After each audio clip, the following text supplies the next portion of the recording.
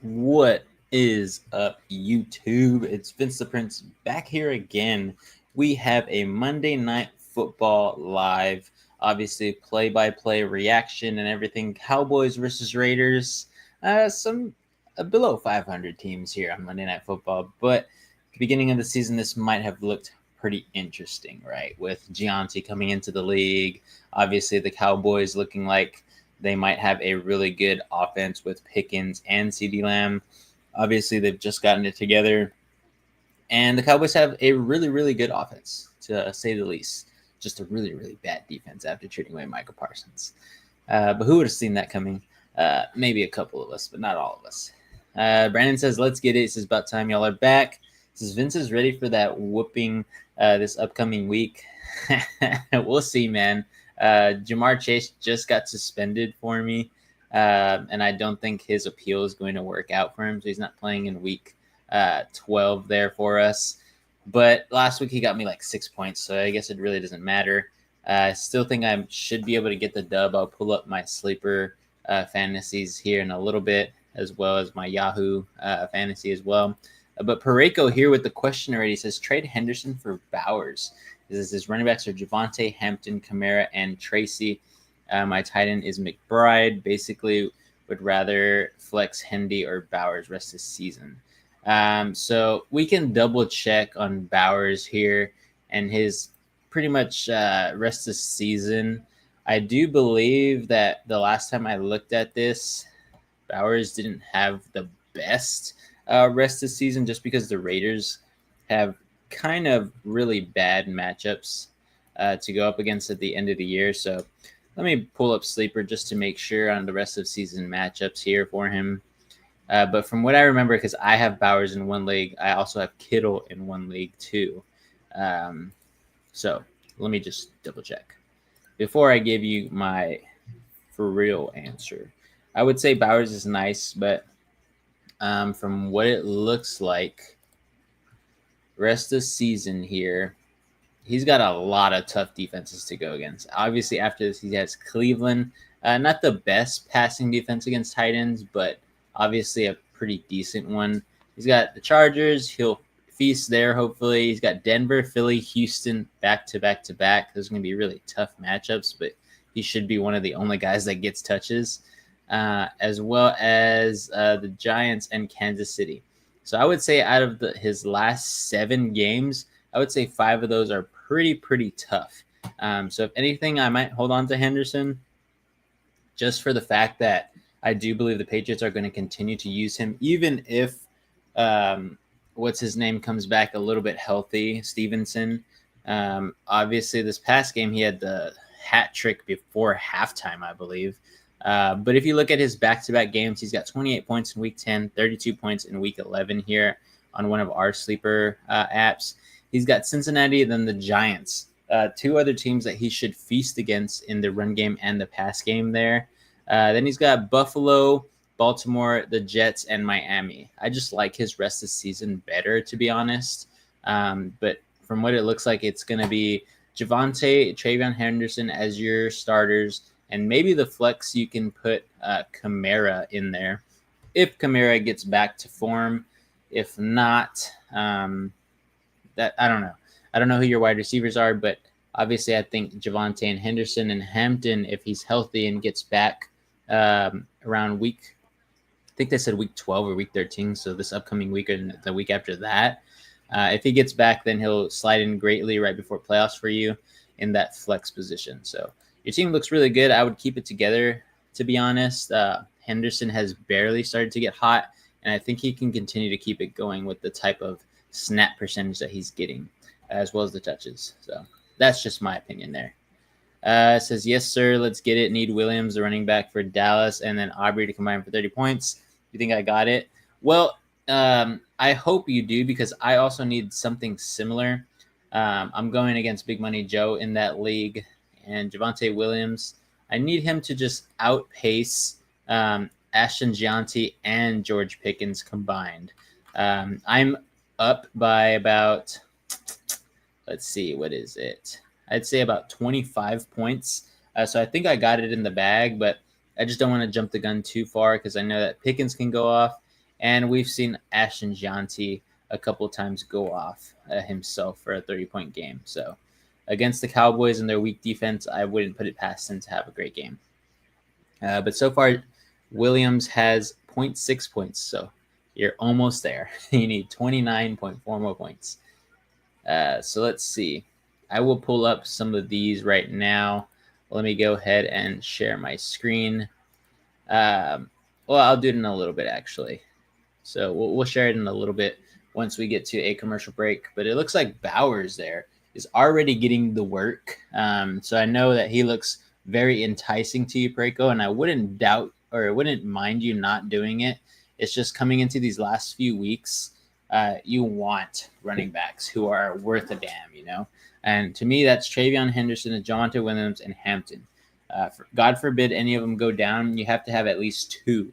And if you give up one that is just really hot right now, it could work out bad for you, in my opinion. So that's why I don't want you to trade them away. Even though I also have Bowers, and I have McBride, and I have Kittle. So I'm in the same boat as you. Both my tight ends got me 20 points each, I believe, this week. Let me double check that. Yeah, McBride got me 27. Kittle got me 24. That's already above 50 points. I believe it's 53 when it's all said and done there from them. So that's why I am going to get the dub this week, because Addison got me 10. Jamar Chase got me 6. Breece Hall got me 8.4. And Drake May got me 15. So my tight end strategy, where I drafted a tight end in the second and third round, worked out great. So, yeah, it's finally giving me dividends right here. But the double tight end strat is hard to kind of have there. It would be crazy for somebody to have a triple tight end kind of strat there, but obviously you can only put one tight end, and if you have two flex positions, then you could capitalize on that. But yeah. Let's see. It says, do you don't think it's not impossible to hit it? Yeah, I don't think it's impossible to hit it. It's just going to be a little tough. You're going to need Aubrey, obviously, to get a lot of far and out there type of kicks, like 50-yarders, 40-yarders. But then that also works against Javonte Williams, because you want Javonte Williams to get touchdowns as well. So that's where it's going to kind of work against you. You're either rooting for one of them to have a whole crap ton of points. The way that I think it would work out is it's Javonte just kind of does really good, has a lot of big runs, a lot of pass catches for the PPR points. And then you get a long field goal from Aubrey, and that's, in my opinion, the quickest way and the most feasible way without touchdowns here. Because if Javonte Williams gets a touchdown, that's 6 points plus whatever yardage he has, or if it was a catch and the yardage, and then you're going to get 1 point from Aubrey. So it could work out that way, or it could work out to where Javonte Williams is getting a lot of yards, a lot of catches. He gets you about 15 points, and then Aubrey gets you the other 15 from like 4 bomb type of kicks. It says Ramad Hidayah says, good morning. Well, for us, it's night, my guy, but glad to see you here. Where are you from? Put it down in the comments. But yeah, so we finally hit a commercial break here. So let me go ahead and check this. Yeah, that's a good screen right there. So obviously, this is one of the leagues that I've been talking about. This is our gold league. So as you can see, I am at 107, and Big Money Joe's at 82.8. I have Javonte Williams, and he has Ashton Gianti and George Pickens. That is the rest of our teams there quickly. This is another one that is in the works for me here. This guy has already had every single person play. I have Javonte Williams, I have Brock Bowers, and I believe that's it. Yeah. So that's who I got. So Brock Bowers already has 2.8, and Javonte Williams has 0.6. So obviously, I need them to really go off. I need about 40 points to win here. So 40 points on the dot. So I need basically 20 from Javonte Williams and 20 from Brock Bowers. It's a long shot, so I'm not expecting to win this one, as I am sitting at, I believe I'm sitting at 7-3. So I should go down to 7-4. Yeah. And I believe I still should be somewhere near the top. Where is it at? I think it's right here. Yeah. Still should be somewhere near the top here. I'm drinking my cup. So yeah, I should stay in second because this guy lost. This guy won. So maybe I'll drop down to third. We'll see. But yeah, that's one of them as well. I also got my butt handed to me here from AJ. So I already have the solidified loss, unless Dak Prescott as well as Aubrey get negative points, and they both have to get negative points.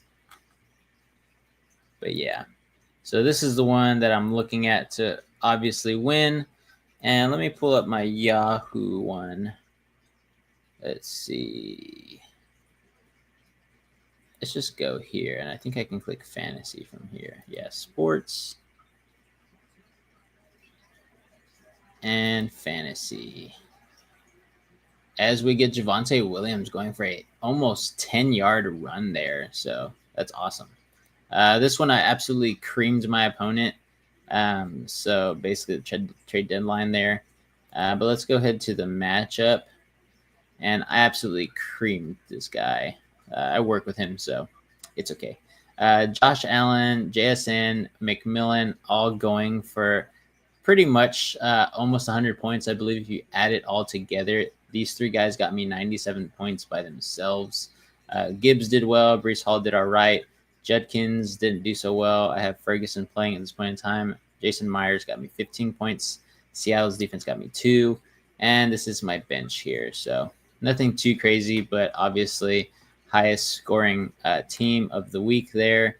So that one I'll just take away because that one does not have any implications for fantasy for me right now. But let's get back to this game. Basically, it's still tied 0-0 here in the first quarter.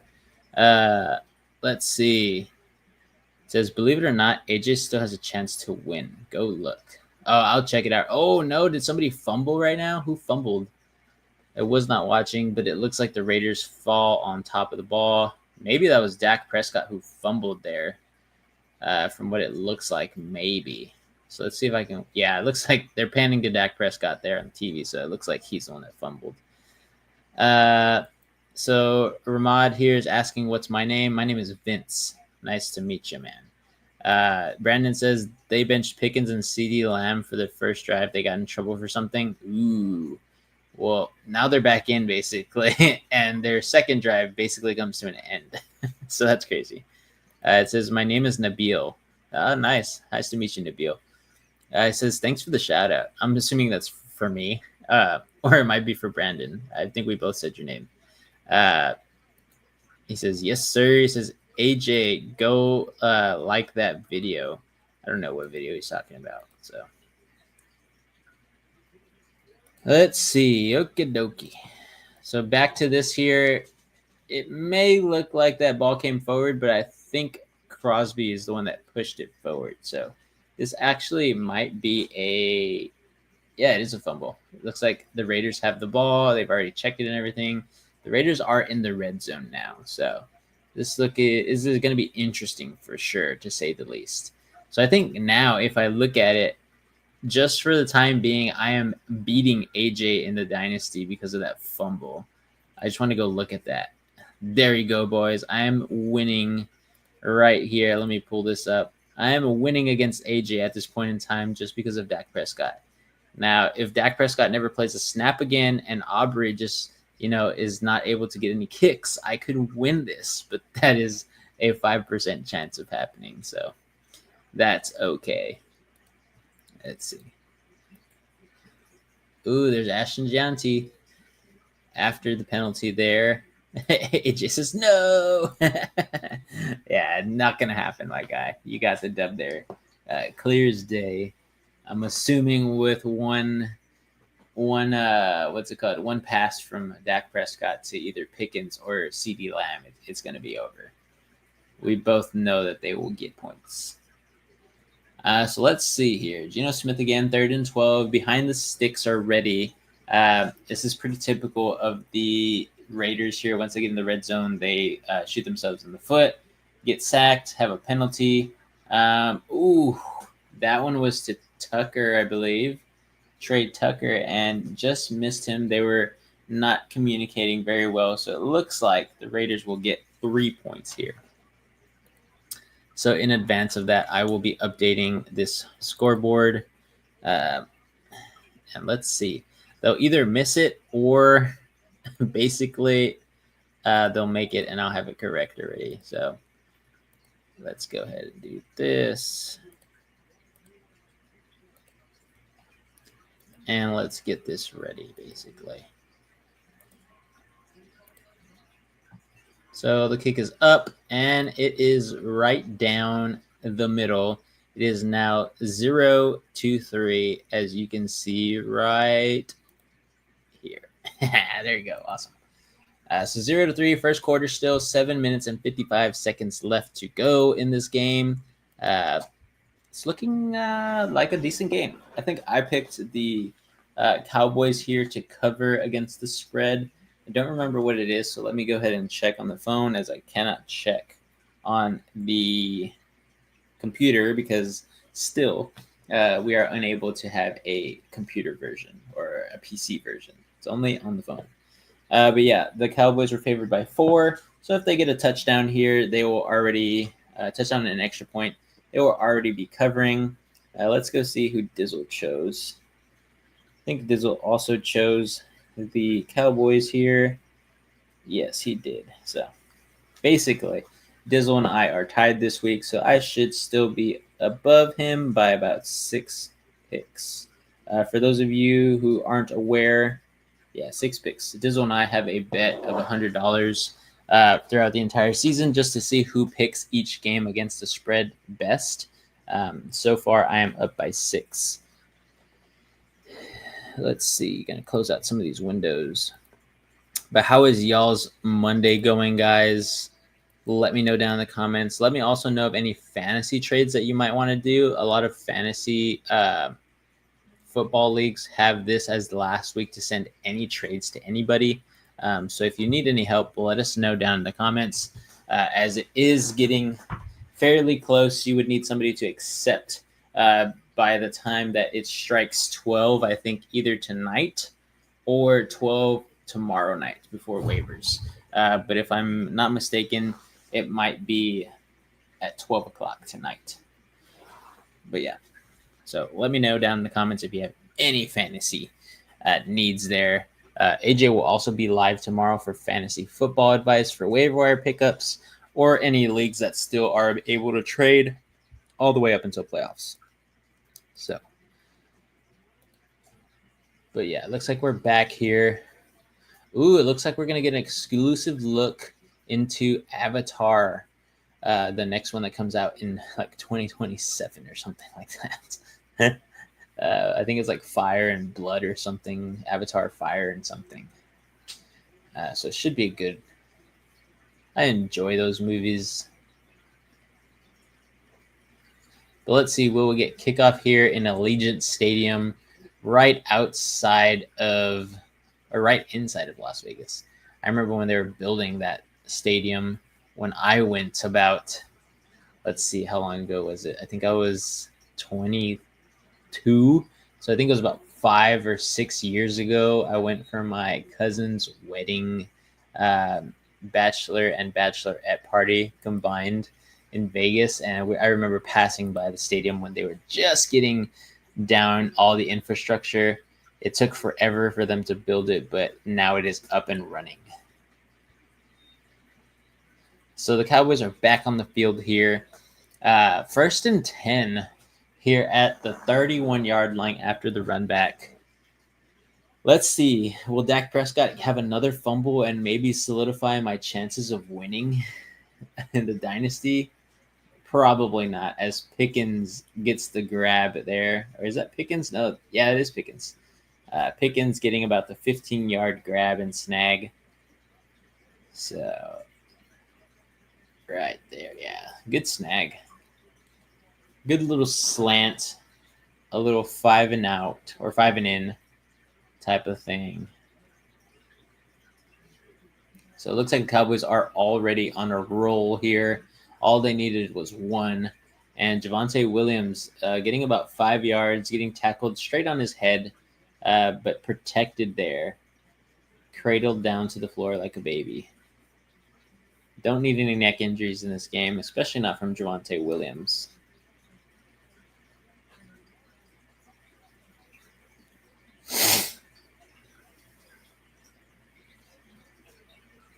Okay, 2nd and 7 here. I guess it wasn't that far long of a run. So looks like 2nd and 7. Now that's where, Lupke, I believe. Yeah, Lupke, the fullback / tight end there for the Cowboys, gets the grab. Goes for a first down here. So Dak Prescott, after coming to a slow start after the fumble there, is on a roll. They are going no huddle. Javonte Williams gets the rock. And this is where he gets about 8 yards. So definitely something that is needed there for both myself as well as Brandon. So I'm pretty sure we're both keeping tabs on that. Oh, wow. It looks like on the Peyton and Eli show, the Manning cast, George W. Bush Jr. will be on there. That's super interesting. I wonder what's going to go on in that show. Haven't seen that guy since he was president, basically. Let's see. Ooh, passes batted down. They're at the line there. 3rd and 3 now for the Cowboys. I don't believe that they are in. Oh, they are in field goal range. They should be all right. So this may be the time where points are there for Brandon from Brandon Aubrey. So let's see. Let us see. 3rd and 3 here. Can they get it?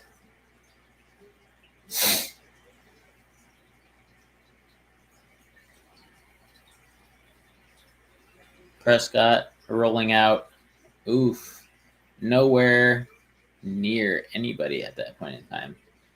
So it looks like Brandon Aubrey will come out on the field here. I don't think this is a 4th and go type of situation. Yeah, as the offense walks off the field here. So not too bad, to be honest. A good little first drive there from the Cowboys, basically. I don't count their other drive as their first drive. Ended in a fumble in the first or second play, I believe. So Brandon Aubrey is 29 for 33, 5 for 6 this season from this length, and he drills it right down the middle. So let me go ahead and update this right here, as it is now 3-3. Good game so far. Let me know down in the comments, guys. What do you think this game will end in? What's the score going to be? Who's going to win?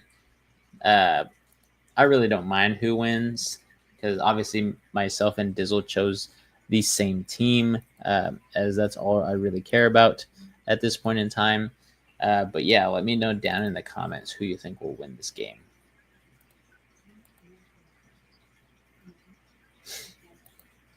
There you go. Got the score updated. 3-3. Still the first quarter here. We still do have a couple of minutes left in this first quarter, so this game might actually take a little longer. So we shall see. My computer is telling me I need to update, and a restart is required. I will restart after this game. How about that?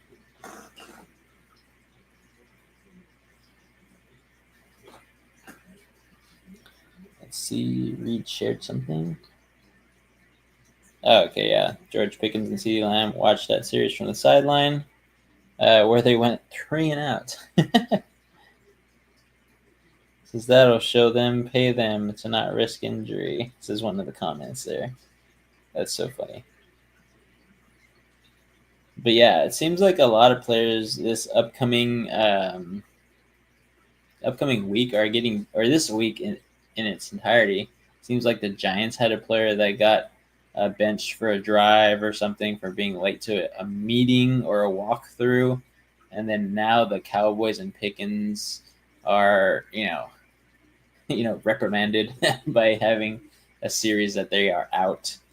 So kind of odd here, but it is what it is. I guess that's the life of being late or something like that to your job. You get reprimanded either through consequences or dock and pay or something like that. That's basically what happened there.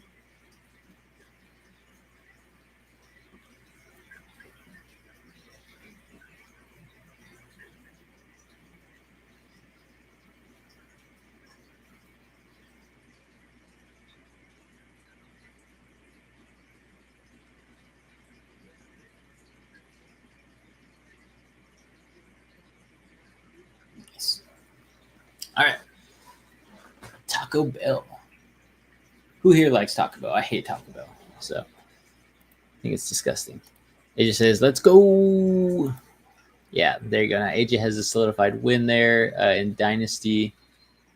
I do know that Brandon got a couple points. I believe maybe 4 points at that point in time. We'll see. The Sorry I'm Late was cooking the T Wolves in 2K. My player game dropped 123 points, 3 rebounds, 6 assists, 2 steals, and 3 blocks. Wow, man. I'm surprised that you had some assists in there. It seems like you were just shooting the rock all by yourself. It says 20-16 Cowboys up. There you go. Nice. So the Cowboys will win. It says Crunchwrap Supreme and Baja Blast. Ugh. Ugh.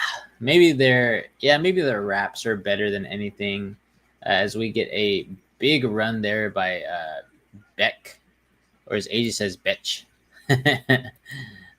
37 made threes. Oh my goodness, an NBA record if you haven't done it already. I'm assuming your player has all his upgrades there for the 3-point percentage or 3-point skill set. I haven't played 2K in I don't know, maybe like 8 years. Haven't really been playing games a lot ever since I started school for what I do. Oh, there's Brock Bowers, the guy that I need to get points there, gets the points. So love to see it. Let's go ahead and check on that one. I am now only 34 points behind. So Javonte Williams has 2.8. Brock Bowers should be getting a little bit more points here. I don't think it's updated yet, but he has 5.4 at this point in time. Let's see. I have 49 made threes and 160 points, both NBA records. Yeah. He beat Wilt Chamberlain there. And then I just play one game a night. Oh, that's good. How long you have the quarters all the way to regular quarters? Or do you have them, like 8 minutes, 10 minutes? Yeah, let me know. Because I used to hate playing that long of a game, to be honest, sometimes. Kind of gets repetitive with the game, at least. But good pass there by Geno Smith. Finally looking like he can find some of his wide receivers on the little rollout there in the bootleg, basically. It says 8-minute quarters. 5 is too quick. Yeah, 5 is too quick. I agree with that. I just couldn't do 10 or 12, I thought that was like a death sentence. Gianti gets the catch there for -1 yards. Poor Gianti, man. You just can't get anything going on this team.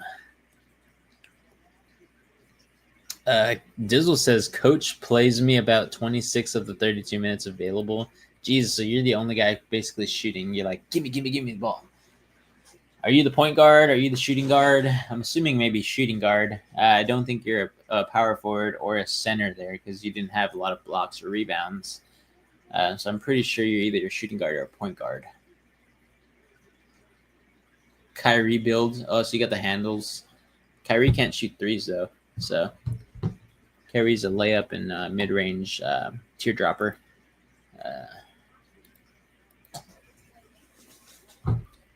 Ooh, what a good punch out there. Great punch out. from Deron Bland on Trey Tucker. That was like the perfect bang bang type of play, you know. Great pass by Gino. He put it right where he needed to. I think we just needed to see Trey Tucker move a little bit more forward in order for Deron Bland not to be able to punch that ball out coming back into the route. But now we're going to see Geno Smith get sacked here. I don't know who that is, number 53. Let's see. Yeah, instant penetration there after, being on the block for about 2 seconds or less. So looks like we will get another field goal here. Let's see. Take those off. He says, I should have sent you the funny video of my game tonight. Mike Conley tried to ISO me and I blocked the F out of him. And it looks like the field goal is good. I will get to your other comment right now, Dizzle. Let me go ahead and update this score. Now 3-6 here. Looks like the Raiders are going to be up again in this game as we have our second lead change, basically.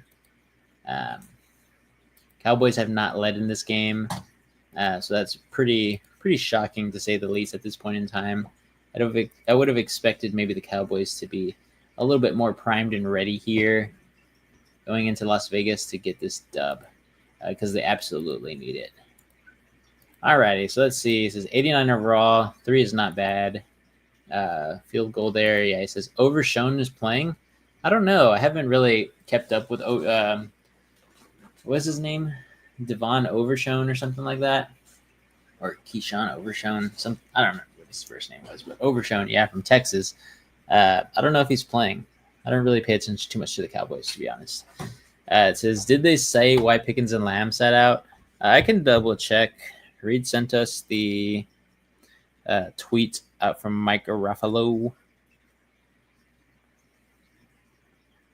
See if he has any context. No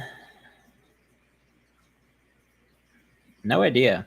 They were probably late to something or they weren't there for walkthrough. I don't know. So, didn't really matter, to be honest, though.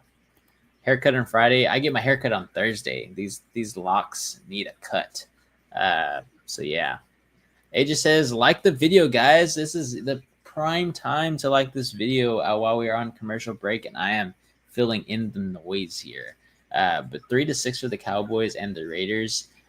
Here on this channel, boys and girls, we do lives for the Monday Night Football game. We have fantasy advice throughout the entire fantasy season for trades, everything that goes into waiver wires, anything that goes into cutting, starting, and sitting players, all that stuff. As well as some power rankings videos that I do that will come out on Thursday at 12 o'clock or on Thursday night right before the Thursday Night Football game.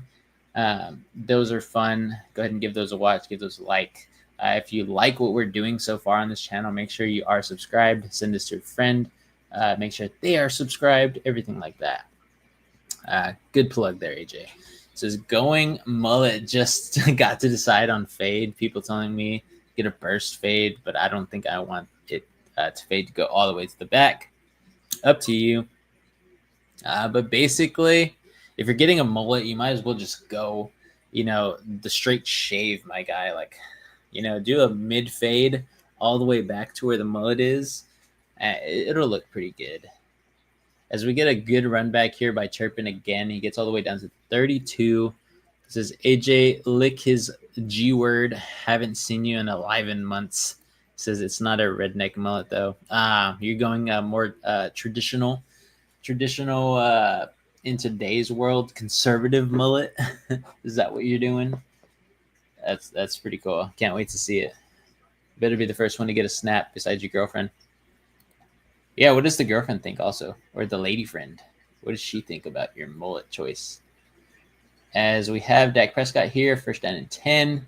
Finds George Pickens without any effort there for about the 23-yard reception, all the way down to the 50 already. Says it's a 9 to 5 mullet. Nice. Okay. Got to keep it classy. Party in the back, but business casual in the front is what Dizzle says. Dak Prescott rolling out. Not a traditional bootleg, but Pickens again gets the ball. This is going to, give a lot of points to Big Money Joe here. Just not what I need. Let's see how close he is now. Oh, he is. Now I'm only up by 17 points versus me being up by 25 earlier, just because of Pickens, who has 7.6 points already. And it might be more. So we will see.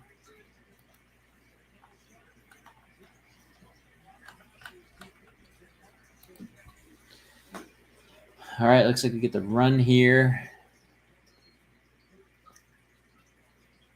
Is that Vaughn Davis? Who's Davis? Malik Davis. Another running back, I guess, for Dallas that they're trying out.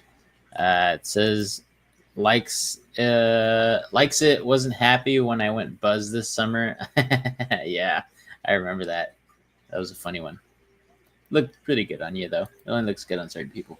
It says frosted You're going to get frosted tips, my guy, down there on the bottom end of the mullet. Can't wait to see that. As Javonte Williams gets about a 9-yard run here. That's good. As we are coming down to the end of the first quarter, so let me go ahead and change this to the second quarter and update this for you guys as we end the first quarter right now. But not bad, Dizzle. Can't wait to see it. Says, I'll get frosted tips next Labor Day. Says, Buzz and beard was crazy. You look like a Viking or what? That's funny. That's what I always think about, having a beard and then getting a buzz cut. It's like, oh, you're going Viking style, It's kind of what the Vikings would do back then. They'd shave their head, which is a traditional buzz now. And then they would just keep the length of their beard and they'd put the rings and everything. So I think it's cool when people actually do that. Keep the tradition alive there for the Viking style. Speaking of Vikings, we will be flying this Saturday, AJ Reed and I, and we are going to a Sunday night football game, the Packers versus the Vikings, a game there that is, I think it's a Sunday night football game. Let me double check. Let's double check before I tell you guys wrong. So let's go to the bats here. Pick'ems. Week 12. Oh, my bad, guys. It is a 12 o'clock game. We're not there Sunday night. Scratch that. We will be there at the same time that the Seahawks play the Titans. The Titans played good this week, so hopefully they don't give us any trouble after the tough loss to the Rams, throwing 4 interceptions, still being within, field goal range at the end to miss the field goal and lose 19-21. So now the Rams are in sole position of the NFC West there, as both the 49ers and the Seahawks are 2 games behind. I do believe that we fall to third there. Let me go ahead and check over here what the standings would be. I do believe we fall to third because the tiebreaker that the 49ers have on us would make it that way, if I'm not mistaken. Oh, actually, we're in second because the 49ers are actually 7-4 because they have not had their bye week, I believe. So, yeah. So we are still in second there. It is the Rams sitting at 8-2, Seahawks sitting at 7-3, 49ers sitting at 7-4, and then obviously the Arizona Cardinals, who are just so whack, sitting at 3-7. So got a lot of A-listers there sitting in the upper boxes.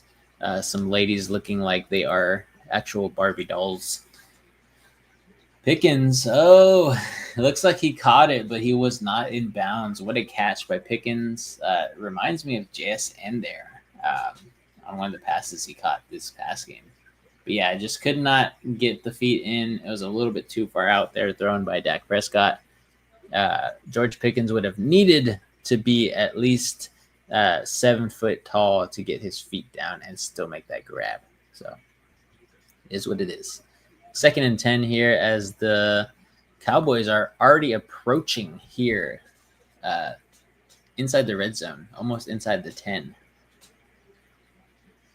Sitting at the 18. So it looks like they're going for it all, and CD Lamb with a touchdown here, as I will update this scoreboard already. So it looks like now the Cowboys will be almost covering. Oh, they should be covering because they were favored by 4. So not bad. Cowboys are the first touchdown on the board. Obviously, their first lead, so this is the 3rd lead change of the game. Not bad this far, A game that could be pretty high scoring with the types of defenses that we're seeing here. It seems like both of these teams barely into the second quarter with 9 seconds shaving off. And we already have the score of 10-6. So a lot of offense going on. Some decent defense inside the red zone besides this one here for the Raiders. But what can you expect? So let's go ahead and let's see. It says I look like a moron, bad phase, but it happens. Packers will win by 21 points. I don't think it's Sunday Night Football. Yeah, it's not. But we'll see. A lot of injuries there. Josh Jacobs might not play in this game, although he is day-to-day. So we'll see what happens. It says, bad break. The Pats got to play Kansas City early in the playoffs. Yeah, the Kansas City Chiefs definitely are falling, but it could be exactly what they want to do. San Francisco looks good too, but their D without Fred Warner has no shot. I don't think they don't have a shot. It's just that it's going to be a lot tougher with this younger defense. So far, they haven't really been playing high top-tier offenses like they'll see in the playoffs as of lately.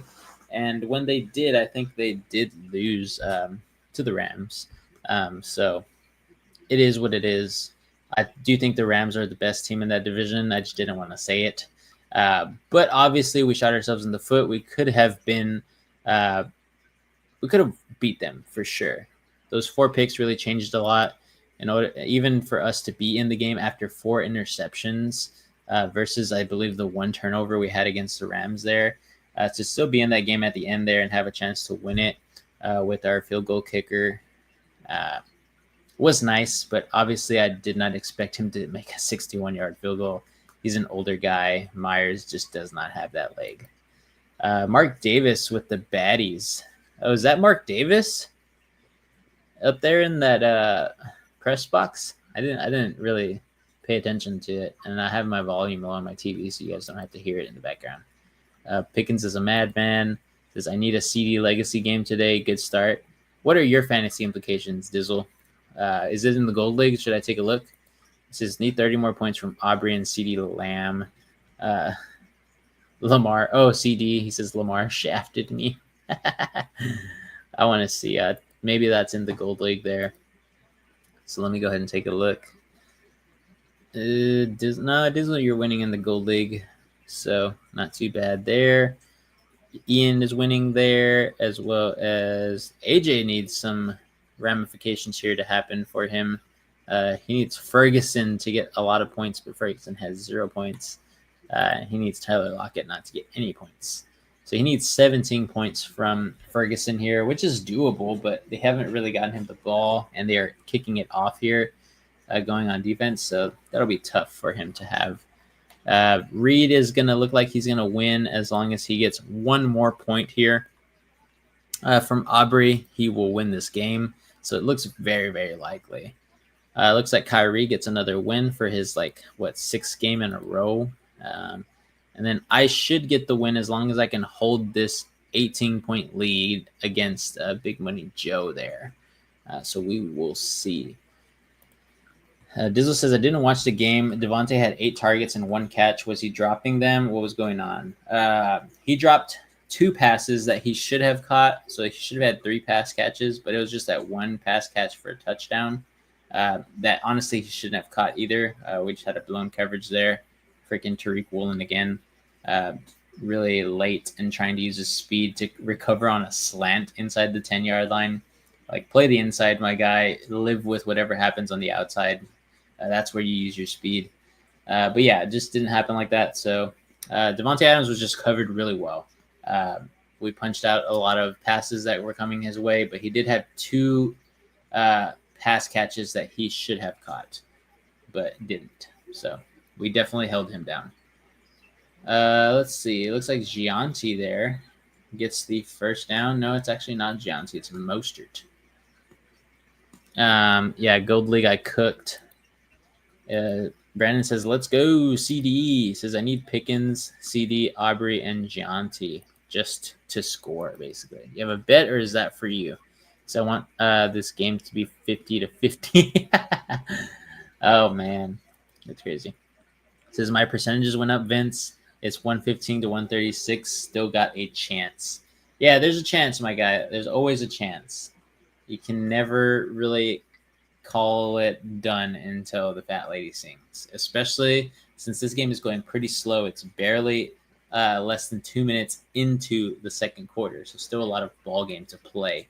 As long as the Raiders can keep scoring, I do believe that the Cowboys will continue to keep their foot on the pedal here. It says Raheem on Las Vegas. Hello, guys, still playing? Yeah, Raheem the Dream, man. He's living the dream out there, still playing. Gianti standing straight up, gets the ball on the delay right up the gut and gets 11 yards. It's exactly what he's looking for.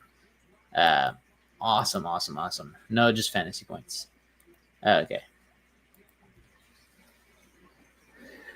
So how many fantasy points do you need? I don't think you ever said how much you were down. Oh, yeah, you need 30 more from Aubrey CD. That's not bad. It says, I retired from gambling, career up $530. I just don't like the highs and lows. Yeah, I don't like losing money either. So, you lose way more than you win, that's for sure. It's very rare that you can actually keep and continue to win over and over and over and over and over. So, it is what it is. It is what it is. But good. That's a good addiction to kind of break. You get some serotonin from it when you win, and you get some freaking anger when you lose because you're like, oh, so close. Oh, I hate this guy, or I hate this person. It's from not, keeping on and doing on what they used to do all the time. Let's see. 2nd and 10 here from the Raiders. Geno Smith drops back again. He's going to get sacked. So just held on to the ball too long. There you go. Is that Quinnen Williams? Oh, wow. Quinnen Williams, who was traded away from the Jets to the Cowboys, gets his first sack with the Cowboys. He wears number 92 here for the Cowboys. And I recognized that face anywhere when I saw him starting to do his dance. I think he still has braces on. I don't know. Either that or he always looks like he has braces on. But Quinnen Williams driving straight through the offensive line and getting that sack. He's looking like he wants to get another one. Oh, he was so close. Gianti, though, caught the ball, and then it popped out. No catch there. It says, so 1 league, I need 30 in half PPR with CD and Aubrey. It's going to be pretty tough. You need 30 more, or is that included or not including what CD Lamb just got?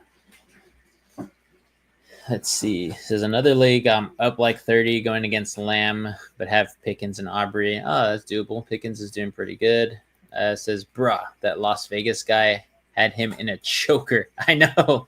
He almost freaking tried to rip his head off to try to save Geno Smith, but still got there. So, all right. Looks like we'll get a punt here on 4th and 19 from AJ Cole, who I'm pretty sure punts a lot for the Raiders. But still 10-6. We have 12 freaking minutes left in the second quarter, guys. This one is going to be a long game. It says 30 more. Lamar got 3 points. Ooh, damn. Did they bench him or something? Or did he just play that bad? I didn't watch that game at all. Not even a lick of it. I was painting at the new house, and we were moving furniture during the Seahawks and Seahawks and Rams game. So I was watching it and listening to it while we were moving furniture. Had it in my pocket the whole time on full blast. But yeah, So I don't know. I didn't really get to watch the Ravens game. Dang, that's one big Elvis. Biggest Elvis I've ever seen, to be honest.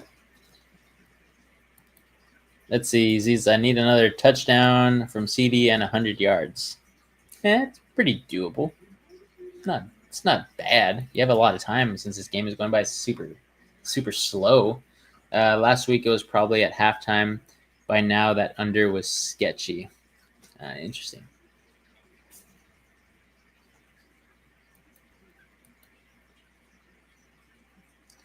Let's see. Progressive commercial. So let's go ahead and bring this bad boy up so that way we can go ahead and check what fantasy implications I got. So here I am up, like I said, by 17 points and 17.04 on Big Money Joe. I don't think he's really minding this, but he has Ashton Johnson and George Pickens. They have about 10.8 points for him already versus my 3.8 here for what I got. And I believe that's all I have. I think I only have Williams. But yeah, my tight end strat guys here, Trey McBride, 27.5 points. George Kittle, 24.7. If you can't see the names, I got Thing 1 and Thing 2 for my tight end strat where I drafted them in the second and third round. George Kittle's back from the dead because he was on IR. But yeah, that's what I got there. And I got this one as well that looks way out of reach now because Brock Bowers hasn't really been getting anything going since his offense sucks. And Javonte Williams is not really doing too much either because they're passing the ball more than anything. So this one looks pretty much out of reach. My other Yahoo one, I got the dub in, and I'm taking the L here to AJ in the Dynasty. He's got Dak Prescott and Aubrey there. So had a lot of guys have some bad performances. And sadly, Bijan played lights out for nothing. So we'll keep that one up. But yeah, so fantasy is fun. Obviously, we're getting into the home stretch here, week 11. Most fantasy playoffs start in week 15. It'll go week 15, 16, and 17 for the playoffs there for a 6-man playoff kind of bracket. Or it'll start in week 16 and go week 16 and 17 for a 4-man playoff bracket, which I am in one of my leagues, my work leagues, 10-man league, but only 4 make the playoffs. And I'm currently in first place. So not bad. But in every single league, I am in the playoffs at this point in time. I think the only one that I'm in jeopardy of getting kicked out of is the Dynasty this week. But we shall see what happens there. I think I can make a run to get back in there. It says, you remember last week, Green Bay versus Philly, 10-7? Hello? Yeah, I remember that. One. It says, you better beat him so I can get out of 12th place. Oh, Big Money Joe? Yeah. I don't think there's any backlash to it for that league. I would like to buy whoever gets last place. I gave one of my friends a little ring in one of my personal leagues. I'll buy you a ring that says has a toilet on there with a little piece of crap in the middle of it, and it says last place in fantasy. And it's a little ring. So whoever gets last place, I will probably ask for your address and send you that just for lack of a better term, shits and giggles. For getting last place in the Gold League, one of our most serious leagues here on the NSP channel. It says, no Jar Jar next week. Better hope you win. Yeah, we'll see. I go against Brandon. So we'll see. I hope I win. If not, I think I'm pretty safe so far. But that league, let's go take a look at the standings. I am currently in third place. I should move up to 7-4. But I also think Brandon will move up to 7-4. And I think I will move up to second place. Because I do believe that, Base Hero, Reed's brother, lost. No, he'll still be in front of me, though, because he's 8-2, and I'm 6-4. So I'll stay in third place, but it'll be me, Brandon in fourth, Ian in fifth, he'll stay there, and Reed in sixth. He'll stay there as well, because I believe he's going to win this week. But yeah, so it looks like the guys down there are going to be you, Dizzle, Big Money, AJ. Surprisingly, down there, he's gonna go, I believe, 3-8 now. Pretty crazy there. As Pickens gets the catch there on 2nd and 10, making about 3rd and 4 now. And it looks like our last year's champion, Bulls mascot, is sitting at 4-6. I believe he took the L this week as well. Yeah, he took the L, so he'll be moving down as well. So it looks pretty decent for me. It looks like everybody that needed to lose lost, and everybody that needed to win won. So it looks like the bracket there, the standings will stay virtually the exact same. As CeeDee Lamb gets the catch there, it's close to about 15-yard catch, so Dizzle might like that one. But yeah, I should continue to lock down the win here as long as Pickens just doesn't have the game of his life, like it looks like he's having right now. As of now, my lead has dropped to 13 points. So getting pretty close and pretty quickly there, because this Raiders offense or this Raiders defense is just trash. So, but as long as Pickens doesn't get a touchdown, I think I'm safe. I do need Javonte Williams to wake up and get some big runs here, like he just did. 10-yard run. Oh no, that wasn't even him. Dang it, that was Davis. Is that Davis as of Mark Davis's son? It might be. Maybe that's why Mike Davis is there. Dizzle, let me know. You know pretty good knowledge here of why players are playing. It says, damn, CD was coming with speed if he broke that. Yeah, he was. He was going to launch out of there. Here's Javonte Williams getting about a 2-yard run and getting the first down. So, but yeah, I guess that's Mark Davis's son who's playing for the Cowboys. So that's pretty cool, honestly. It goes full circle.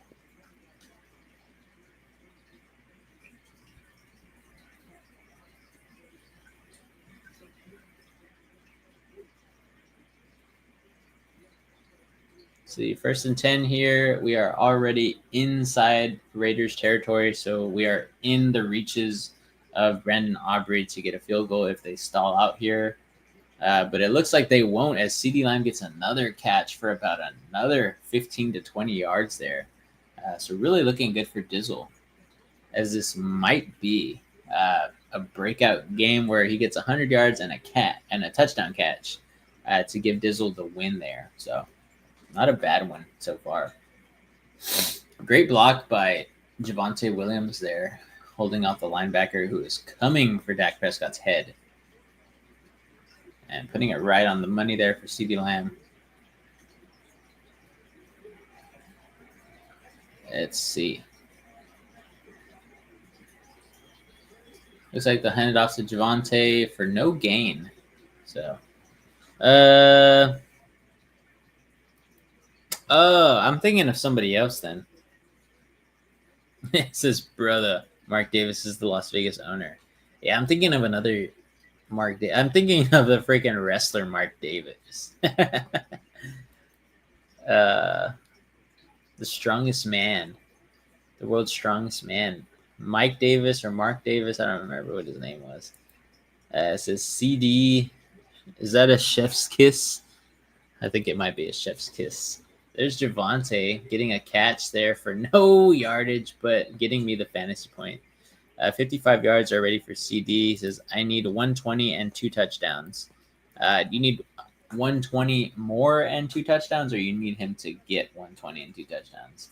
Because I think if he gets that, just based on yardage and the touchdowns by themselves, that should be about 24 points. But with the catches, half PPR for you, should be pretty good. I think that'll be the 30 points that you need just from him alone.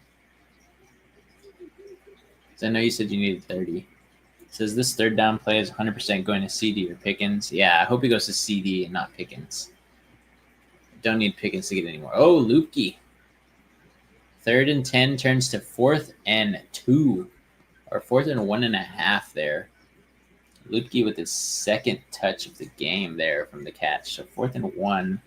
It looks like they should go for it, as they're wearing the shirt there from Marshawn Nealand. Rest in peace. Definitely some crazy stuff going on there with that poor guy and his girlfriend. Hopefully everybody else that was involved is okay. Let's see. So 4th and 1 here. They're going to call a timeout. Dak Prescott, I guess, didn't like what they were going to run, or had some disagreements there with their offensive coordinator.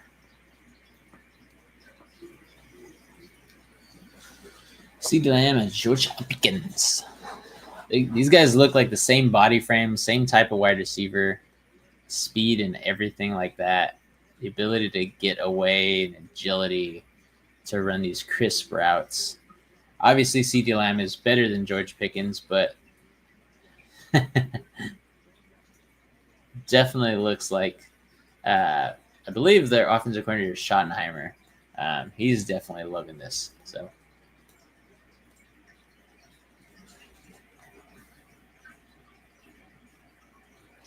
let's see. Wish they just kicked the field goal, but go for CD. Yeah, CeeDee Lamb right here, to be honest. Oh, is that Ferguson? There you go. There you go. There's Ferg. I did need him in one league, so got to check which league that was.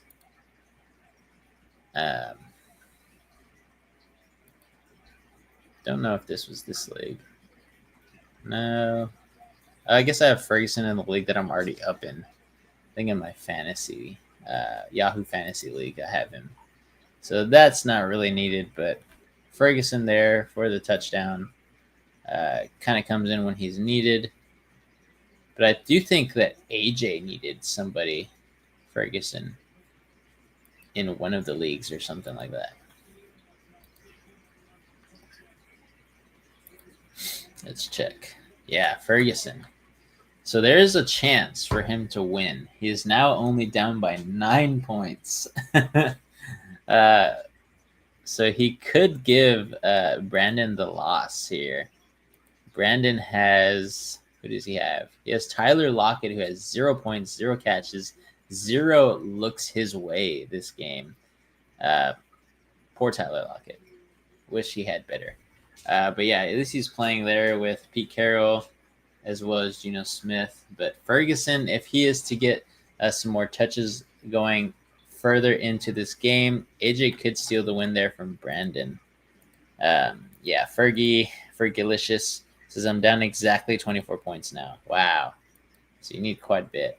Did your opponent have Ferguson? If so, that's very, very unfortunate. But here now the Cowboys lead 17-6. This is where I think the Cowboys will keep their foot on the pedal, but they won't be as, I guess, fiery as they need to be. So let's go ahead and change the scoreboard here.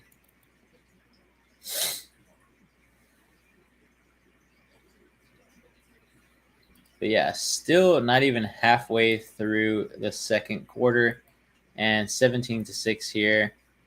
It says he's down 23. It says, I think I'm going to come up just short. No, he's got no one. Okay. Yeah, we'll see, man. I mean, send me a picture of it so I can keep track of it in the... no, you really don't send me a picture, actually, because then I won't be able to keep track of it in live time. But definitely send a picture at the end of the day, whether you get it or not. If anything, you'll get it just barely.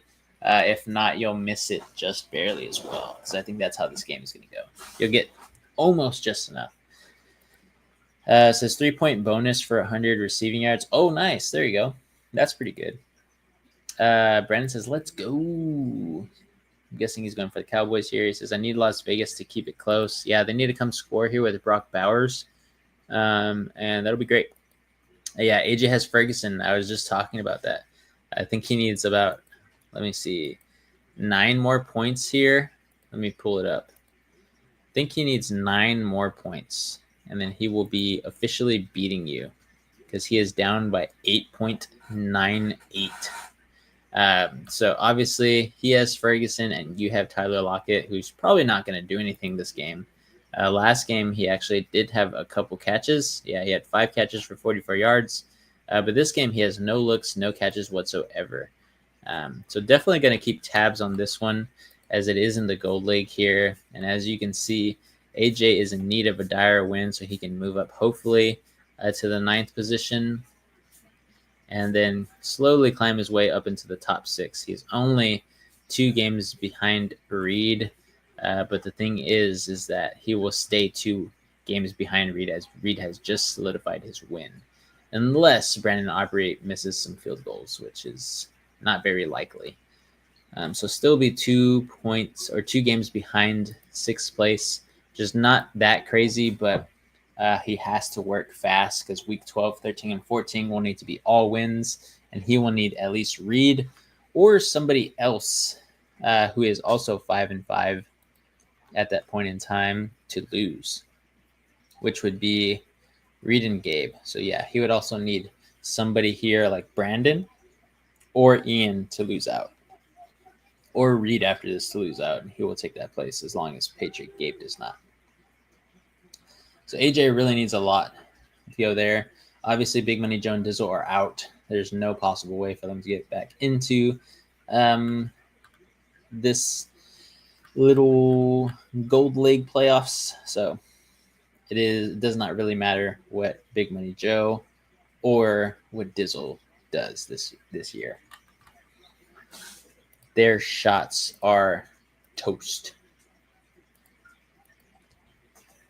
Let's see. Brock Bowers has 3 receptions for 51 yards. What a G. It's an amazing tight end here. Let's see. It says, what did you think about CD and Pickens being benched? I didn't really care. They were benched for 3 plays out of this whole game. If you would have never told me anything, I would have never even suspected that they had been benched. So, yeah. It says, dang, Reed actually won. Yeah, he actually did. He won by it. Right. For right now, he's winning by like 0.6 points. So 0.6. That's how much he's winning by. So I needed him to lose for rankings. You still should be ahead of him, I believe. You are ahead of him right now. So it doesn't really matter too bad. 6 and 8 doesn't get you in. Nope, it doesn't. Nope, not at all. Oof. A little too fast there. Not on the same page with Brock Bowers there, so it will be 3rd and 10. Already behind the sticks. It says, shout out to Bucky Irving, Mr. Injury. Hey, man, you can't rely on one player the entire season unless you have somebody like Jonathan Taylor. Jonathan Taylor is the only guy that you can possibly rely on this year. I think he's only had 1 game that's been, not his best to where you couldn't rely on him. Every other week, he gets you about 20 to 40 points. So he's been a beast. Geno Smith there finds Tyler Lockett. That's exactly who Brandon needs. And he just made the gap that much bigger for AJ there and Ferguson to get AJ the win. So Tyler Lockett, as I said, had not done anything, hadn't gotten any targets. Comes in for the 3rd down there and now is coming off the field. He's done what he needs to do, and now it's time to rest until the next 3rd down. But it looks like Michael Mayer, as well as Brock Bowers are out there on the left side and the bottom of your screen. Double tight end set. Looks like Mayer is blocking. Ashton Johnson gets the ball, and he goes for about 7 or 8 yards. You're going to give him 8 on that reception. So not too bad. Obviously, I don't like that for fantasy purposes because, Big Money Joe is getting pretty close. Now he's only down by about 12.5 points. So definitely need Javonte Williams to pick up the pace here to outlast Gianti. Oh, Gianti gets another catch there. Not good for me.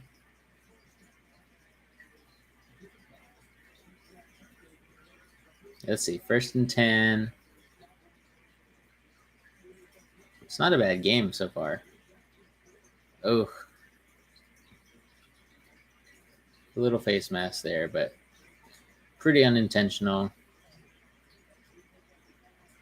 2 rushes, 10 yards, 4 receptions, 17 yards receiving for Gianti. Gianti gets clipped there. And it looks like there's an interception for Geno Smith off the deflection. Wow. So there ends the drive for the Las Vegas Raiders. I would say that one is Geno Smith's fault because he threw into coverage there. He's just looking for his best wide receiver, which is his tight end. And yeah, that ends up kind of giving the ball back to the Cowboys, who are already up 11 points. So not what you need there. Brandon says, Lockett, let's go. He says, I need you to lose Vince. You're ahead of me. I need that 3rd spot. I'm not going to give it up pretty easy, man. So again, I really can't do anything, though. I have one player playing, which is Javonte Williams, who I'm sure will do great. But Big Money Joe has Pickens and Ashton Gianti, so he's creeping up pretty close. So we'll see what happens. But I think Javonte Williams will get me there because the Cowboys should start running the ball a little bit more here as they're up by 2 scores. And they just got the interception right there. So, yeah, I do blame that one right there on Geno Smith throwing right towards their linebacker. I believe that was Overshown, Dizzle. Ooh, and we get – oh, no, that should have been an interception there. Should have been an interception, but a great pass breakup there from the Raiders. Safety, I believe. But yeah, just a little too far for Pickens. That was a dot, honestly. It's a big throw, about a 60-yard throw or so. Pickens got the hand on it, which ultimately did not give Johnson Jr. the interception.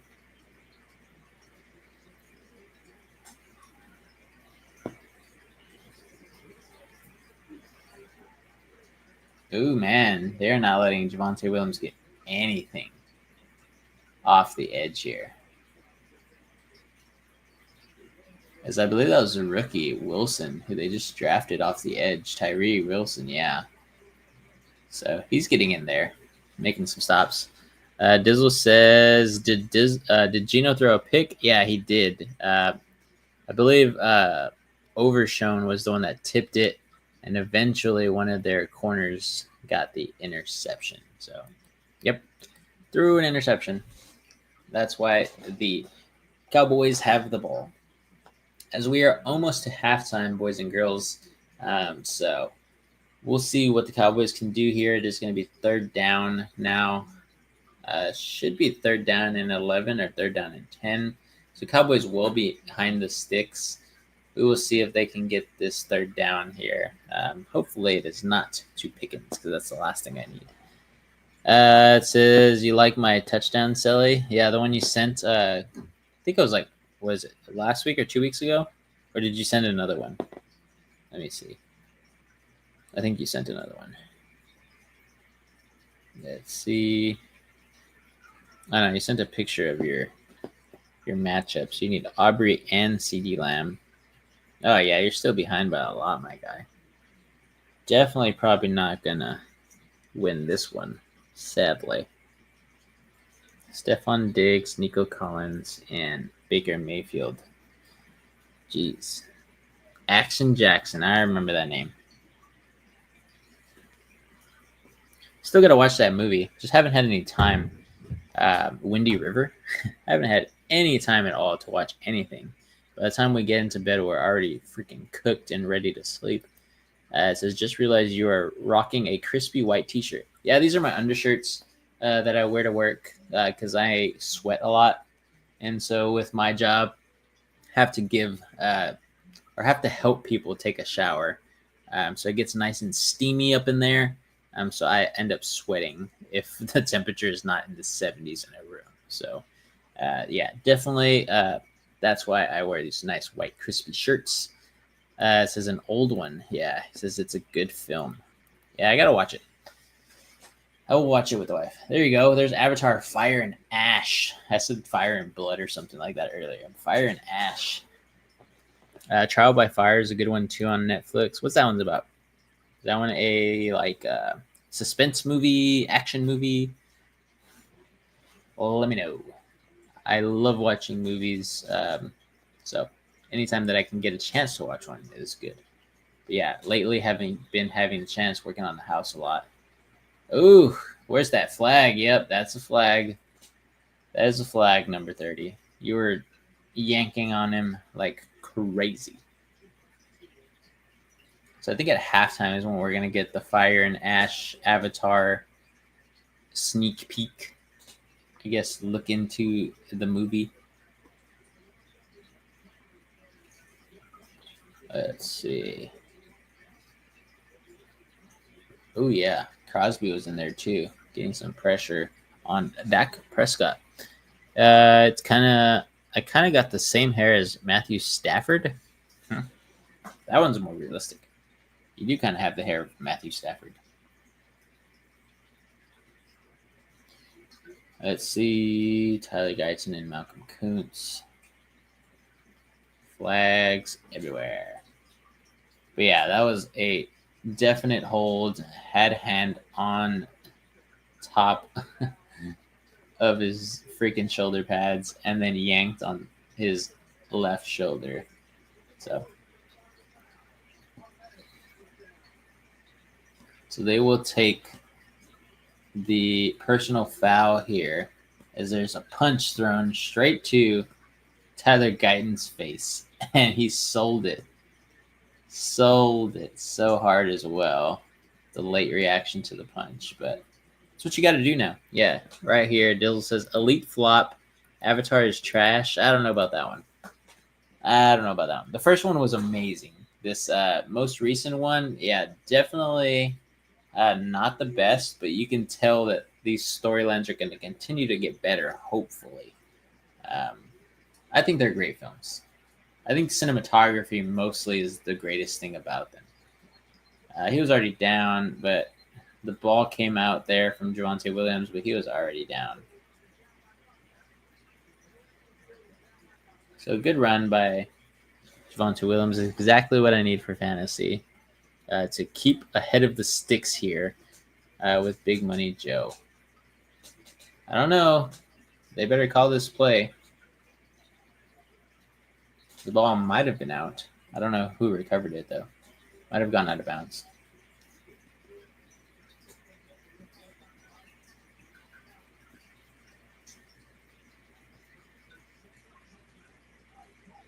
Cowboys take a timeout here.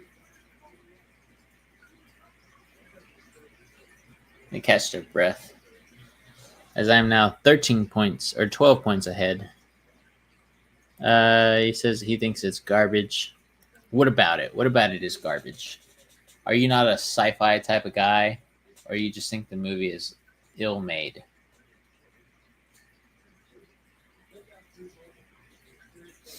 All these T-Mobile commercials.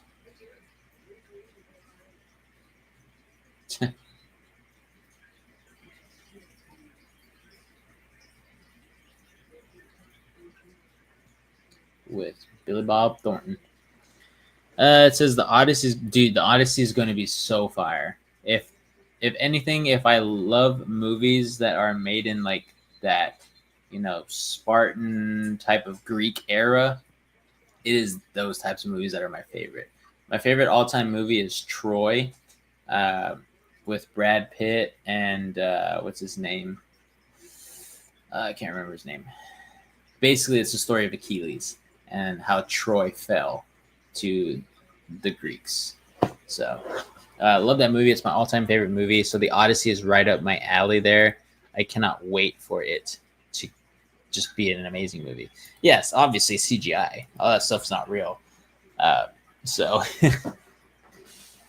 Oh no, there's Pickens. They better not let him get a touchdown. Oh my goodness.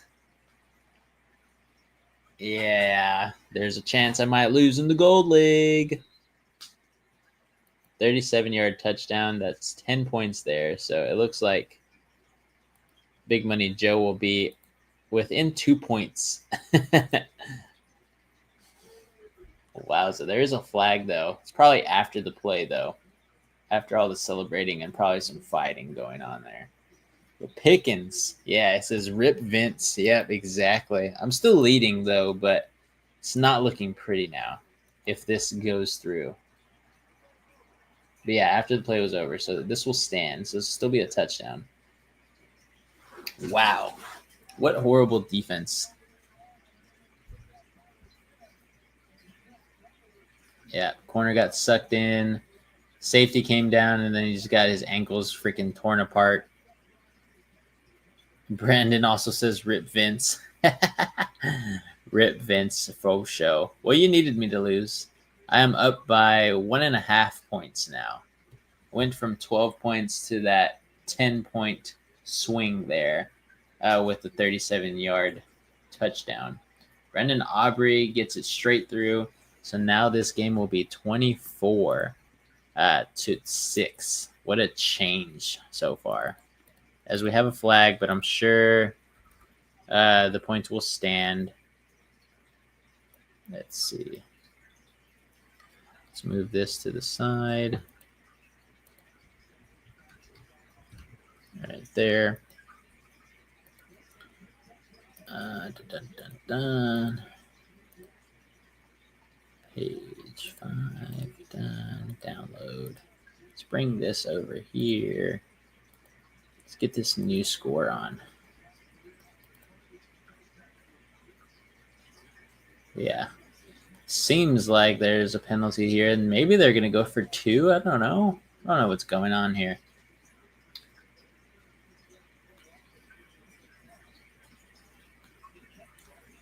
But I will put this up there. I'm pretty sure the score will change to that.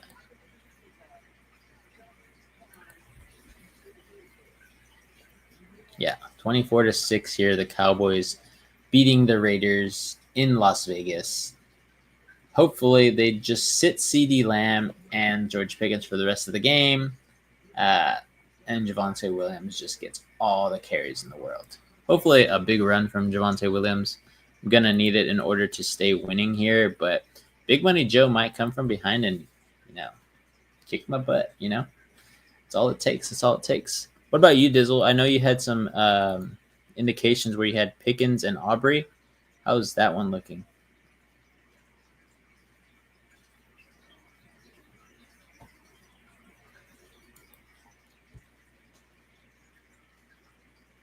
Oh, yeah. But I like Avatar. I like CGI sci-fi movies. I think that one – I think what's good about that one is they have an extremely high budget in that movie. They took a chance on it in the first one, and now they have all the funding in the world for it. So the CGI is obviously a huge factor because that whole movie is CGI. The whole world and the biome that they do in that movie is all created through CGI because there's nothing like that in the universe that we know of that looks like that. So that's obvious. All the characters are also CGI. They have all those probes on them that are reference points for the CGI makers and everything. So pretty cool stuff. What a funny commercial. Looks like they're going to go out. It burned the turkey. But yeah, so just like those movies. But yeah, I definitely love like Greek mythology type style movies. Like I said, Troy's my favorite one. I also like, if you've ever seen Apocalypto by Mel Gibson, who is the director of that one, you should watch that one. That one's it's kind of a gruesome movie, but it's in the Aztec type of Inca, Indian type time period. It's just a great movie. You got to watch it. It says that one's looking like most points in the league for the week with -1 from the Falcons defense, 150. Nice. It says, where is it filmed? In a green screen room? Pretty much, yeah. It's like a huge green screen room out there in Hollywood. They make each set has they make the terraform of it, basically. So like anything that like terrain wise that they're going to be walking on, they make it out of like this structure, and then they just add all the CGI stuff to it to make it look like, the Avatar world. I forgot what it's called. Pandora, I think, is what the planet is called. So they do all that. So it's actually pretty cool, to be honest. Takes a lot of time. Obviously, it's like the first movie was made, and 8 years later, you get the second movie. And now they're rushing the third movie, so hopefully it's good enough. But this one's taking like 2.5 years to make, something like that. Christopher Nolan doesn't miss. I also haven't read or looked into anything in the story. I'm going in raw, then going to read the books. Yeah, I'm actually reading the books, or I'm not reading the books, but I listen to audios. So I'm biting it off in chunks with the audio book. But yeah, it's a humongous book. So right now I'm doing like the stories of the Odyssey, and then I'm going to go into the full-blown book since we have so long for this movie to come out. I believe it comes out in Christmas of 2026, so we have an entire year until this movie comes out, I believe. If I'm not mistaken. Geno Smith throws it. Almost got picked by Deron Bland. But yeah, Christopher Nolan does not miss. His movies are great. 100,000 million%.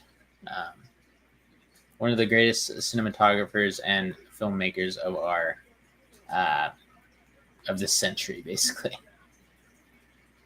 Oof, yeah. He's looking for Tyler Lockett there too, but just not enough pep in his step or any strength in that throw. It's kind of like a lob. But yeah, these guys with the Raiders just cannot get open. Geno Smith's running for his life as his offensive line can't hold him. Trey Tucker with a great catch there. So they need to get on the ball, though. I would just call a timeout at this point in time, to be honest. Yeah. Don't waste the clock. Get your best play out there. You're trying to score points here. Says, is it Xmas? I think it's in the summer. Let me check. The Odyssey movie. Let's see when it debuts.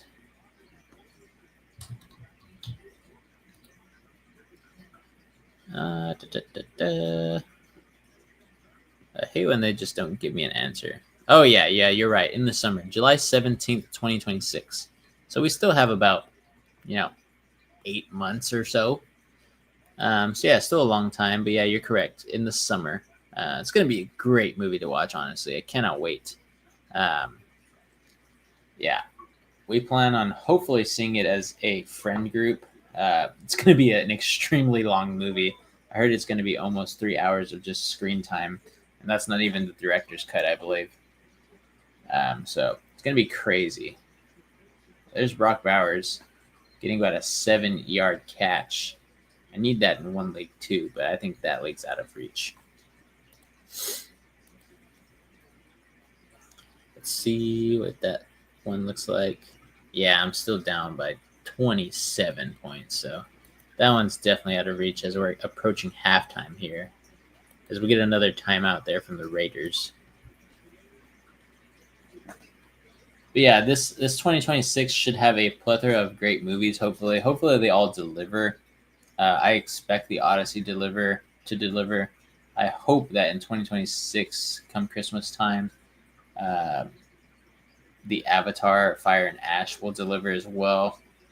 There are some great movies actually coming out pretty soon this next month in December. So I'm planning on hopefully going to watch one of those movies that I just cannot remember off the top of my head right now that I wanted to watch.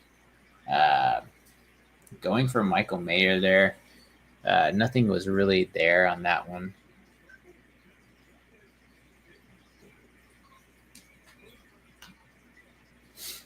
Let's see. This was a bit sick. Popped an NyQuil with. Will that knock me out? Hopefully.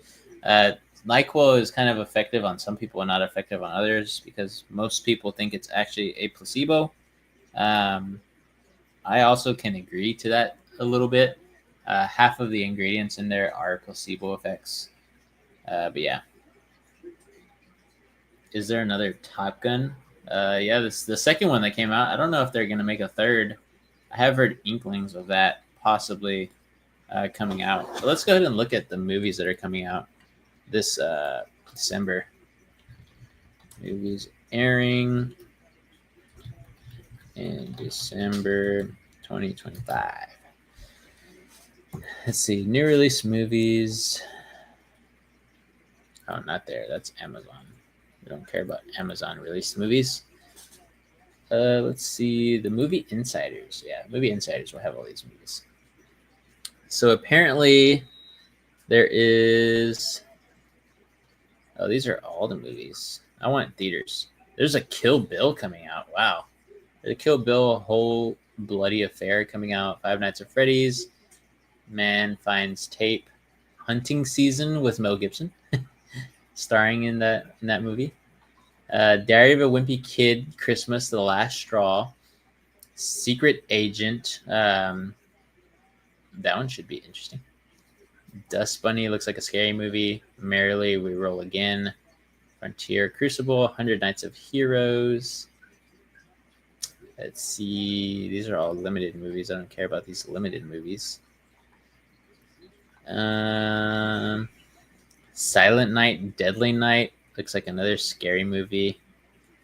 Christmas scary movie. It says Wake Up Dead Man, Knives Out comes out on Netflix, I believe, on December 12th. That should be a good one. Lone Samurai is limited in certain theaters. That one should be good. As we got 19 seconds, second down and 10 here for the Raiders. There's a flag that went off. So, jeez, such a bad throw. F1 will come out on Apple TV.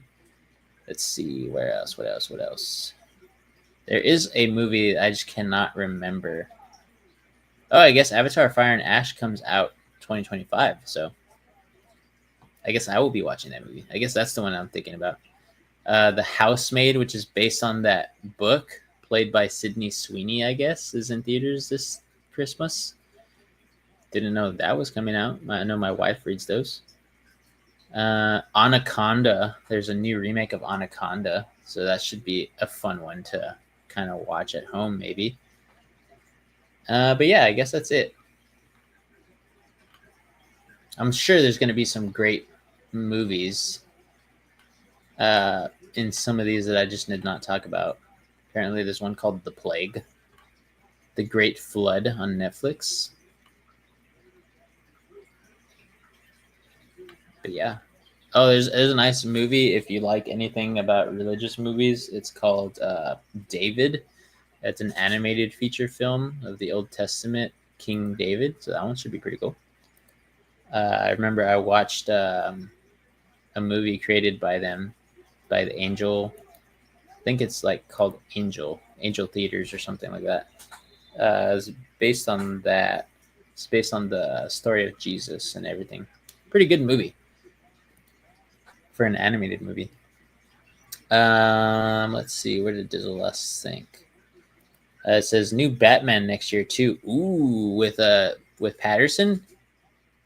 I think he played a great Batman, to be honest. There's a lot of critics that didn't think he played well, but I think he played Batman almost as closely as any other person has played Batman. They didn't put like their own spin on it. Like this was like the closest Batman to the comics from what I've heard. I've never read the comics, but that's what I've heard from comic fans. That this one was like the darkest, type of like comeback type story from Batman. Like just one of the better ones. Housemaids looks scary AF. I don't know, man. I have no idea what that movie is. So if it's based on the books, then it's about I think it's about like murders and stuff.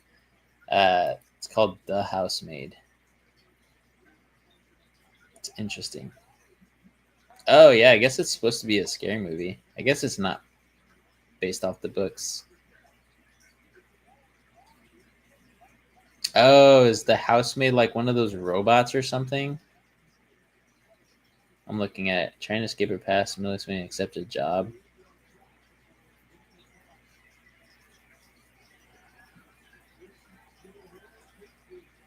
I don't know. So weird. One of those creepy movies where she's a housemaid hired into a rich family. But it is halftime, guys. It is going to be 26-9. I will change the scoreboard. But thank you guys for being here. I will be back after halftime as the Cowboys go in with a 15-point lead. So thank you guys for being here. Come back after halftime, and I will be here with y'all. So other than that, guys, keep on grinding. We'll be back.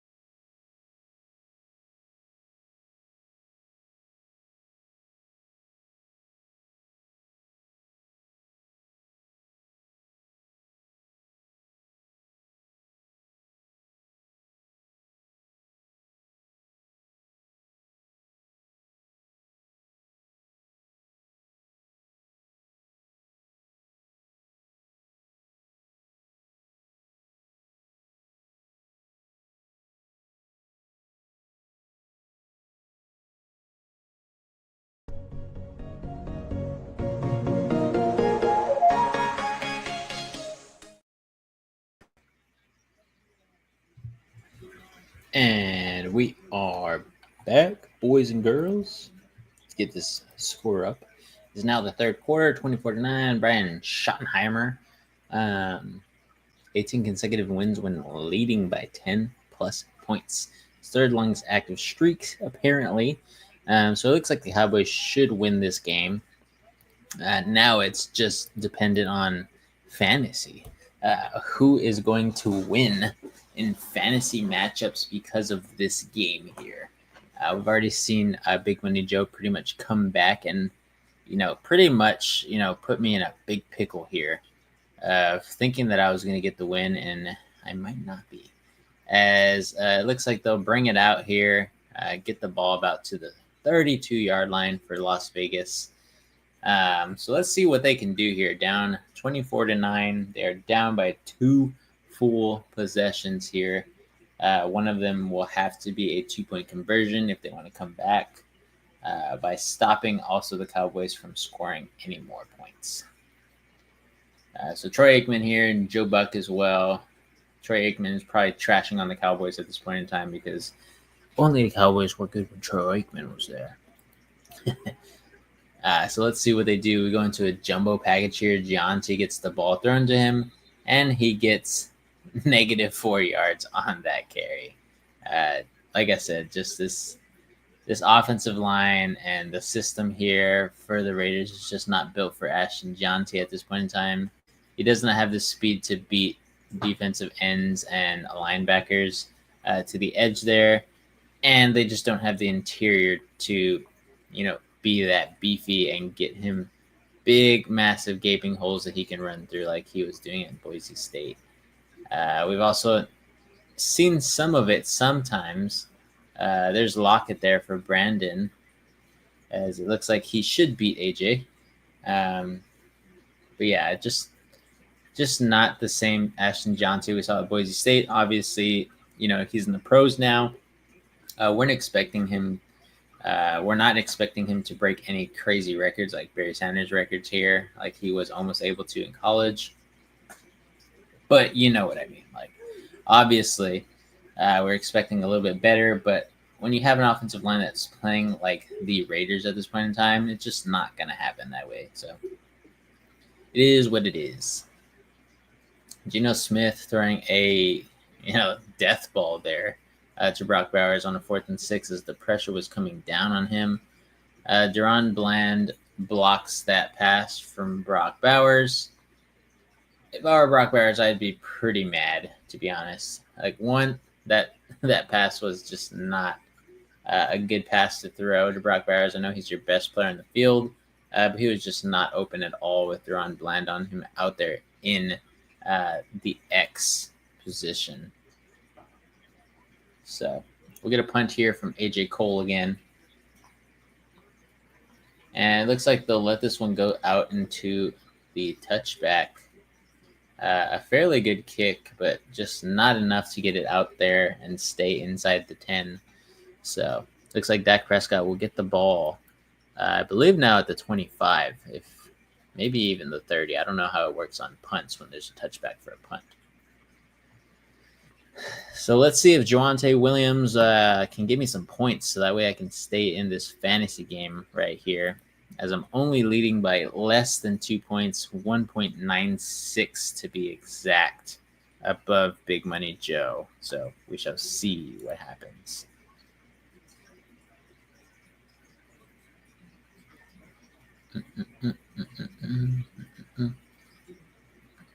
Regardless, though, if I lose here, I still should be able to be within the top 5, as I do have a lot more points than Reed. But the people that will move ahead of me is Ian, as well as obviously Brandon. So they will move up to the 3rd and 4th spot. I will move down to the 5. Still be ahead here, as Reed should move up to tie me, but again, I have more points than him. And everybody else, including Gabe, as well as AJ's dad, Bulls mascot, and AJ will all be losing here. So I should have a pretty solidified top 6 ranking. It's just depending on where I'm going to fall. So we'll see what happens. Let's go to the comments here. I think somebody's here. Brendan Silva, how's it going? It says, any buy lows before the end of tonight's game? So if you want to buy low on people, you're pretty much going to buy low on people that are injured at this point in time. You can buy low on a Marion Hampton. You can also buy low on somebody like Brian Thomas Jr. when he comes back. He did look like he had a little bit of inkling of fire in him before this past injury. Let's see. Let's run through all these teams here. Somebody who's pretty quiet recently. There was a player. Let me go ahead and take a look on Sleeper here. There was a player that I have that has just the absolute best way to end the season. And I believe it might be somebody from the Patriots. So if anything, you want to probably buy low, like on somebody like Ramondre Stevenson to come back and actually play a good chunk when Travion Henderson finally making a good push. There was somebody else. I don't remember who it was, to be honest. It could be Breece Hall as well. You might want to buy low on Breece Hall. He's had some amazing games this season and just had a really bad one. He's going to go up against some really bad teams in Baltimore, Atlanta, Miami, Jacksonville, and New Orleans. So I think he was the guy that I was thinking of as Pickens gets another catch here. So that's more points for Big Money Joe. But yeah, Breece Hall, the Jets just have a pretty favorable schedule going into the end of the season there for running backs. Obviously, there's just a lot of guys, to be honest. You might want the one guy that I would stay away from who's actually starting to heat up is Tyjae Spears. He has a horrible end of season facing up against a lot of teams that are very great against the run, stuff like that. So there's a lot of guys you can go after for sure. Javonte Williams gets the ball there, runs for about 2 yards. Need much more than that. This Tyrod Taylor help Breece Hall? He is a guy who likes to dunk the ball down, and Breece Hall will benefit from that. Another guy that would benefit from that if you are in a super, super deep league is Isaiah Davis, the other running back there from the Jets. Also, the tight end. Cannot remember his name. I think it's like something Mason for the Jets as well. He will also benefit. So all three of those guys will benefit based on Tyrod Taylor's play. Tyrod Taylor's not the best player, but we know when he gets in a pickle, he will look as a veteran, look down to his running backs and his tight ends, see if any of those guys are open after his first and second read, if they aren't the first and second read, obviously. But yeah, so I think Tyrod Taylor will help him. If anything, it'll be better for the pass game, as Justin Fields has just not been able to get it done. Fields the ball too long, still kind of sadly struggles through his progressions. Sorry, that's the word that I was looking for. His progressions. He just struggles, still continuing to look at those. As Pickens is just having, an elite game here. I guess it was just the wrong day to play against Pickens, as now Big Money Joe should be leading against me in fantasy. That is a bummer, but that's just how it rolls, I guess. Let's see. Yeah. Big Money Joe beating me by 2 points. So I should get the L this week, unless Javonte Williams can show up, give me a touchdown or something, a long run here. But yeah, Pickens is just on another worldly level. He has 26 points, 127 yards, 1 touchdown, 8 receptions on 10 targets. Jeez Louise. And they're not stopping there. They're going to pass to Lupke, who gets another first down here. They are pouring it on the Raiders. It says if not sure if Geno Smith is a viable fantasy start anymore. No, not at all. Dak and Brissett are carrying me in the Superflex. Keep them, man. Brissett's going to stay the starter, in my opinion. I think the Cardinals are done with Kyler Murray and everything that he does. He just doesn't lead those teams to wins, but that team is not built to win either. I don't know if this is like something where there is a true injury there for Kyler Murray, or if Brissett is just the guy that they want to roll with for the rest of the year and call it a year, basically. I don't know what's going on there for the Cardinals. I haven't really dove deep into it either. But Dak Prescott also, again, as you see, he's passing to CeeDee Lamb, Ferguson, as well as Pickens here, who are just balling out, all three of them. So yeah, it's great. So I think Dak and Brissett are good guys to have as well. I wouldn't mind you picking up Tyrod Taylor if you needed to. But yeah. Also, Kirk Cousins should be starting. I don't know if you feel like Kirk Cousins will do well. I really don't like Kirk Cousins there with the Atlanta Falcons. We've seen already what he's done. But obviously, with Michael Penix going down, he's a new starter. So if you need somebody, Kirk Cousins might be there. He might be a guy to help you. Oh, look at that. They look at the division standings. Obviously, the Eagles are at number 1. The LA Rams are at number 2, followed by the Chicago Bears at the number 3 spot. Obviously, 49ers and Seahawks 7-3, 7-4. Buccaneers in the NFC South at 6-4, and the Packers smack dab right in the middle. A lot of great football teams here. As Ferguson gets the catch, but negative 2 yards for fantasy people there.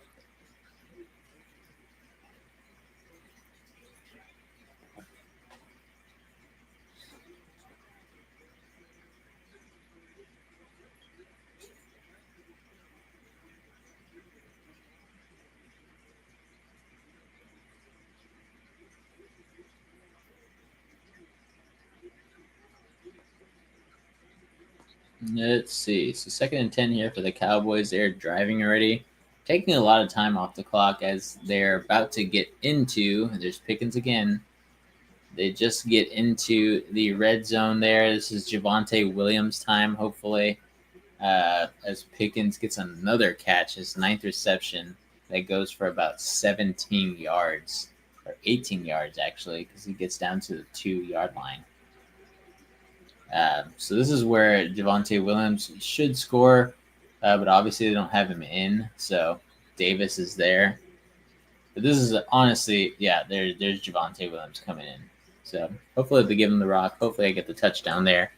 And hopefully I will be up just for a little bit with this Javonte Williams run, as I am down by 4 points. So this one should give me 6 points if Javonte can get in here somehow. So let's see what type of package the Cowboys are going in here on 2nd and goal. Yeah, it looks like they're going big package with, is that CeeDee Lamb out there? Yeah. Trying to get touchdown there. Looks like, who's that? Number 18, 19. Let's see who that is. They didn't even have a graphic for number 19. Oh, is that Flournoy? Wow, Ryan Flournoy with a 2-yard reception. So Dak Prescott definitely got you some points there, Silva, because of the passing touchdown. You got four points there from the passing touchdown. What a great pass, too, right on the money. Floated it up just in the hands of Flournoy. Great route. On that little stylish route, I think is what they call that. But yeah, good job. So Aubrey gets another point here, 31-9. So let me go ahead and change up this scoreboard here for us, as this is a killing, boys and girls, a killing. Somebody call the game already, because this is a massacre. Let's see. Pull up this new updated one.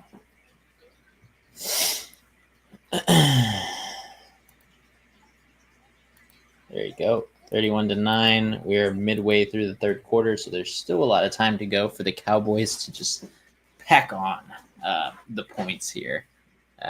Make this game so out of reach, so which is already pretty much out of reach here, leading by 22 points. over the Las Vegas Raiders in Las Vegas. So that's the thing that hurts even more is that you're losing like this in your home stadium, which is pretty wild. I think it's only happened one time to the Seahawks within the past like 7 years or so. But yeah, definitely not what you want to do. But definitely glad that we let go of Geno Smith, or we let him walk, basically. Traded him away. But yeah, nothing too crazy here. It's just kind of way Geno Smith has been playing as of recent. Nothing new to me as he was the Seahawks quarterback before this. So.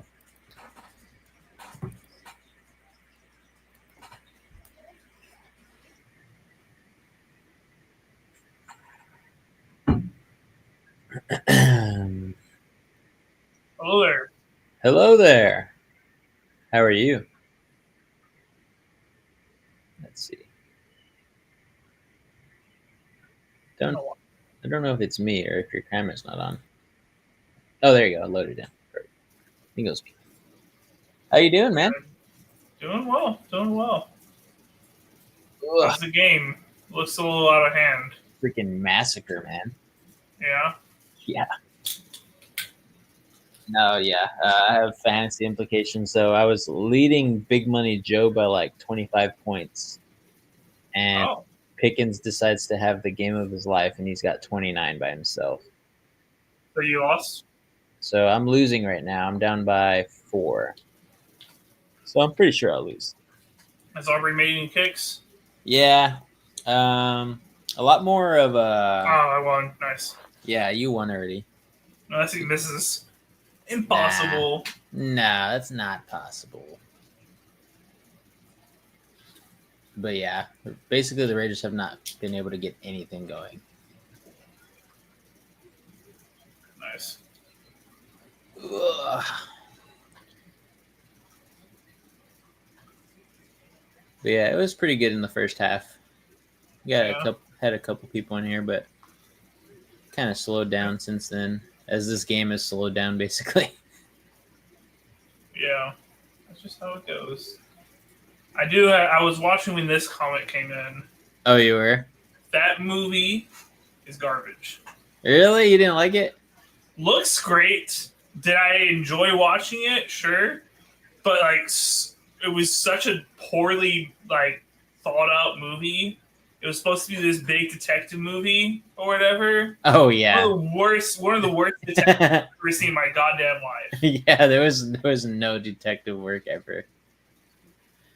I think they only had like one scene where there was like somebody doing detective work outside of a building, and then never again. My thing with the detective work was those like pictures they had of the mayor coming out of the club, Yeah. First thing you do as a detective, where did he take those pictures from? Yeah. Get the angle and you can figure out exactly the apartment he's just been chilling in the whole damn movie. Yeah.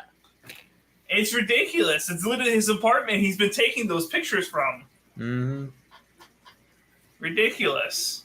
And then Jim Gordon's just going, Jesus Christ. The whole freaking movie. That's all he says. That's all he does.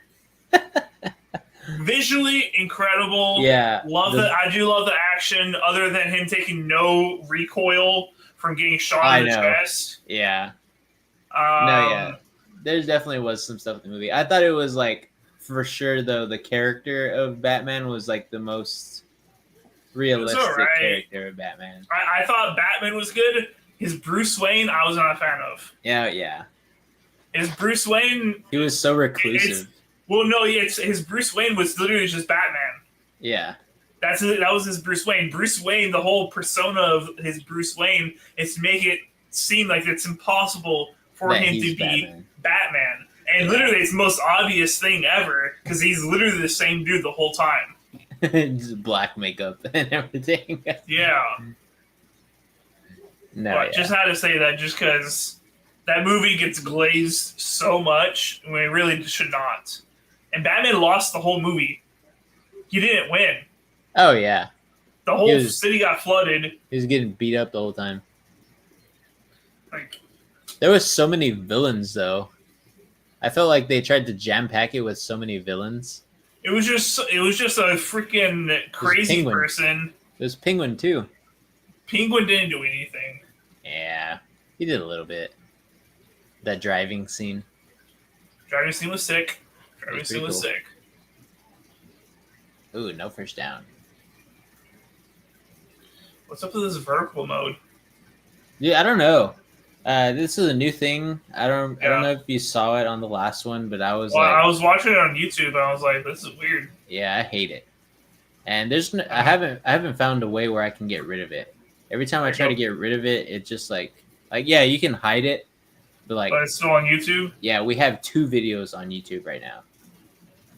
Like 2 live videos. I saw that. I don't like it. It's just weird. I bet it's in the. Yeah, there should be a way to turn it off. I just haven't messed with it. You're in dual last and use the 3-dot menu to customize how your assets look like in each orientation. Weird. But yeah, I didn't like it. The first day I did it, I deleted this one on accident, and so I was live on the other one. Oh, that's weird.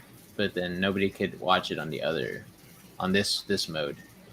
Weird. So okay. Definitely some oopsies learning it, but I'll figure it out. But I think it's only in live mode because when I record, it's not there. Yeah. So it's just a new feature that they have. Excited for this Friday, this Saturday. I know. I talked about it a little bit in the first quarter. Yeah. But I can't wait, dude. The weather's supposed to be really nice. It's not gonna be cold. It's gonna be cold, but not like anything that we've never, been used to. It's 28 degrees right now. Yeah, that's it's gonna warm up. Yeah, it's gonna be like above 32. I wanted a snow game. Dude, I wanted it to snow too, honestly, but it seems like we're not going to get anything. I think the only time that there's like a precipitation chance is like the last day when we fly out. I wanted a snow game. I wanted a in the teens type of game, In the teens, snow falling, heavy run game. I bought gloves for a reason. I have gloves. Yeah, I have the gloves you gave me. Oh, yeah. Probably still going to wear them, but... Oh, yeah, for sure. That and a beanie and a hoodie. Yeah. I'm going to buy a jersey while I'm there for the game. There you go. I just haven't decided who I'm going to buy. I haven't decided. Let's see. Gianti gets the first down. Surprising. He's been stopped in the backfield all game. Oh my god. 41 just got wiped out. Oh yeah, Izuruki. Oh, he's in my back. I think I'm ahead of you. I'll pause on my snap. Okay. Let me know. Let's see. And Hut. All right. Michael Mayer.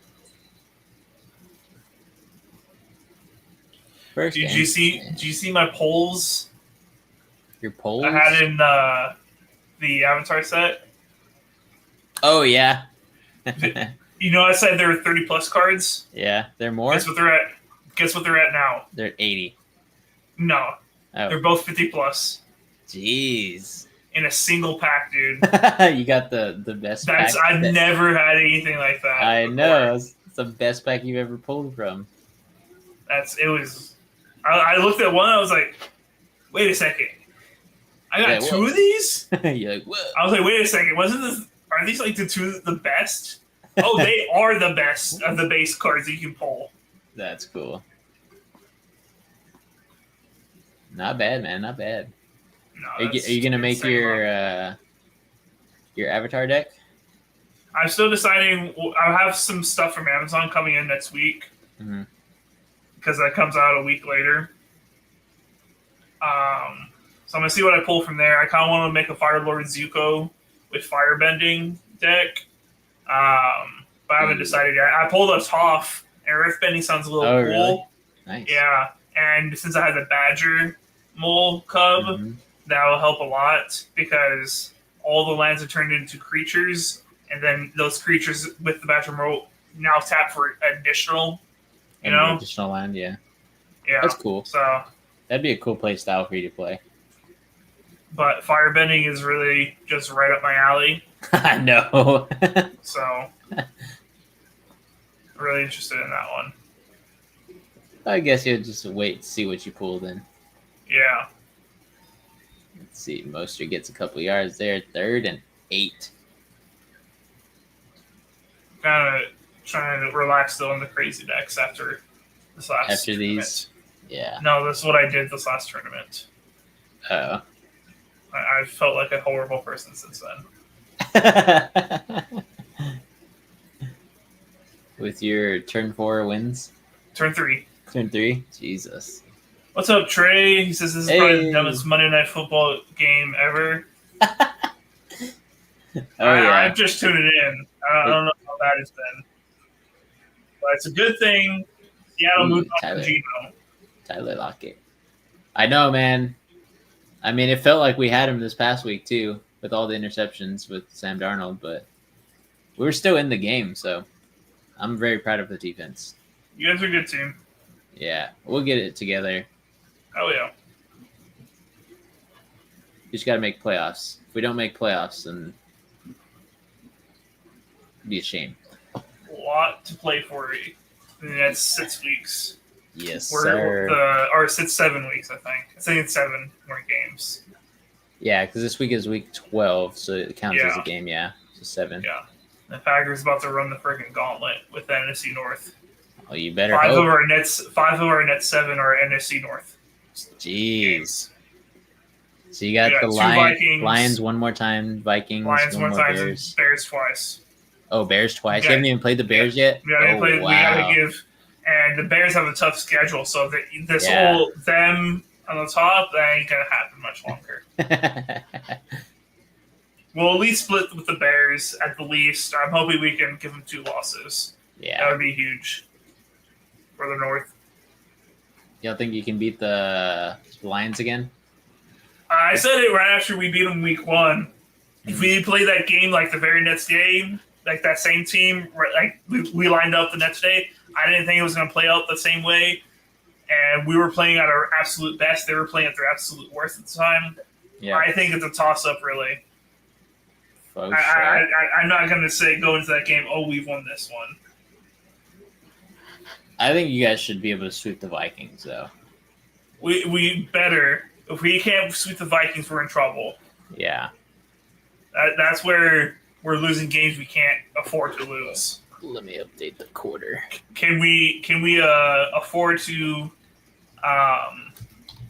go 1-1 with the Lions? Sure. Can we afford to go 1-1 with the Bears? Sure. If we can't sweep the Vikings, we're in trouble. Faux show. So. Yeah, that's what we need to do. We need to split games with the Rams, the 49ers, and then I'm sure we'll beat the Cardinals again. Yeah. So, same thing in our division, basically.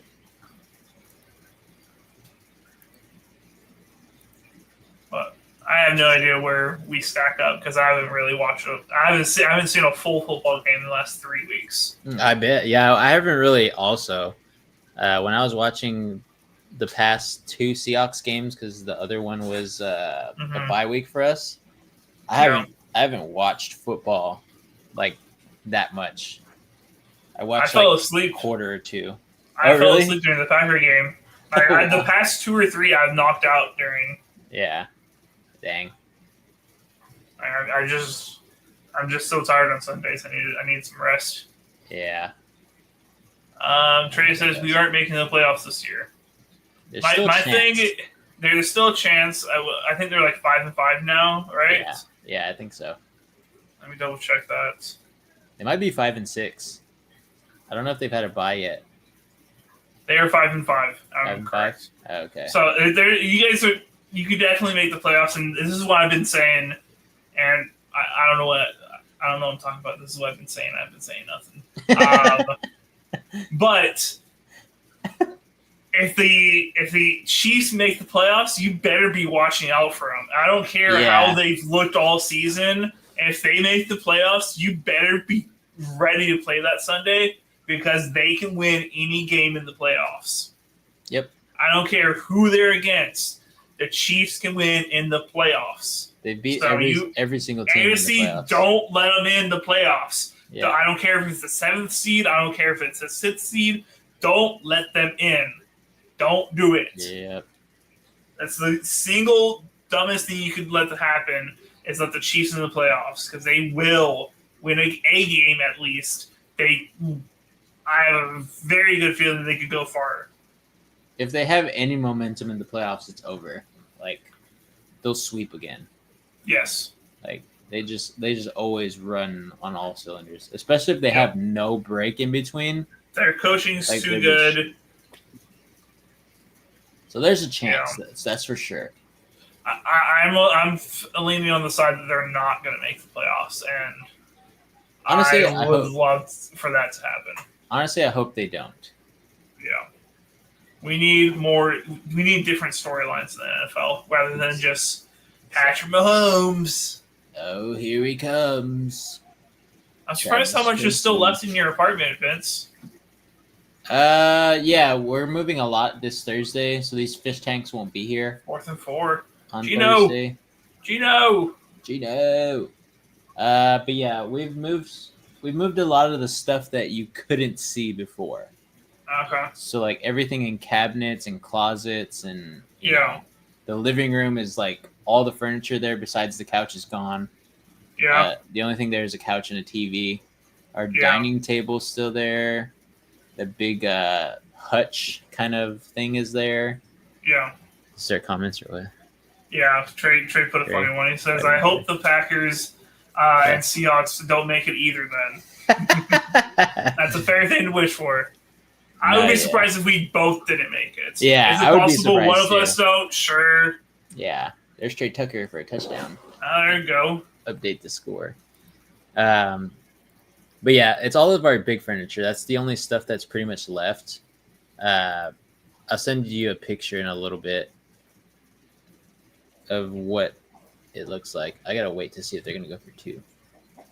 Probably It doesn't look like it. Yeah. It seems like they're going back to the sideline. Just gonna put that. Let's do that. And if they go for 2, oh well. This game doesn't matter. Trey, yell at him for the scoreboard. Yell at him. Doesn't matter. Yell at him for the scoreboard, Trey. How dare he take so long? There's the extra point. There's the extra point. New scoreboard up and ready. Trey says, there we go. It says scoreboard. It's it, Vince. Who are the Packers playing in the game you all are going to? We are going to the game this Sunday, and the Packers are playing those purple devils, those demons. Reed, you better watch out. Satan himself. They're not going to let us get on the plane, and I'm going to fight him. Dude, me and AJ against the world. I had his back in Seattle. He's got my back in Packer. And when we go to Minneapolis during our layover, if anybody looks at me funny, I'm swinging, and AJ's right behind me. It's on site. It's on site. Oh, man. We better win. So these are. I'll get so triggered if we don't win this game. Dude, it's gonna be crazy if you guys lose another one at Lambeau, especially in November. Well, Toyotathon, I believe, starts this week. This week? So it's a different Jordan Love. Yes. Toyotathon, Jordan Love is MVP caliber Love. All right.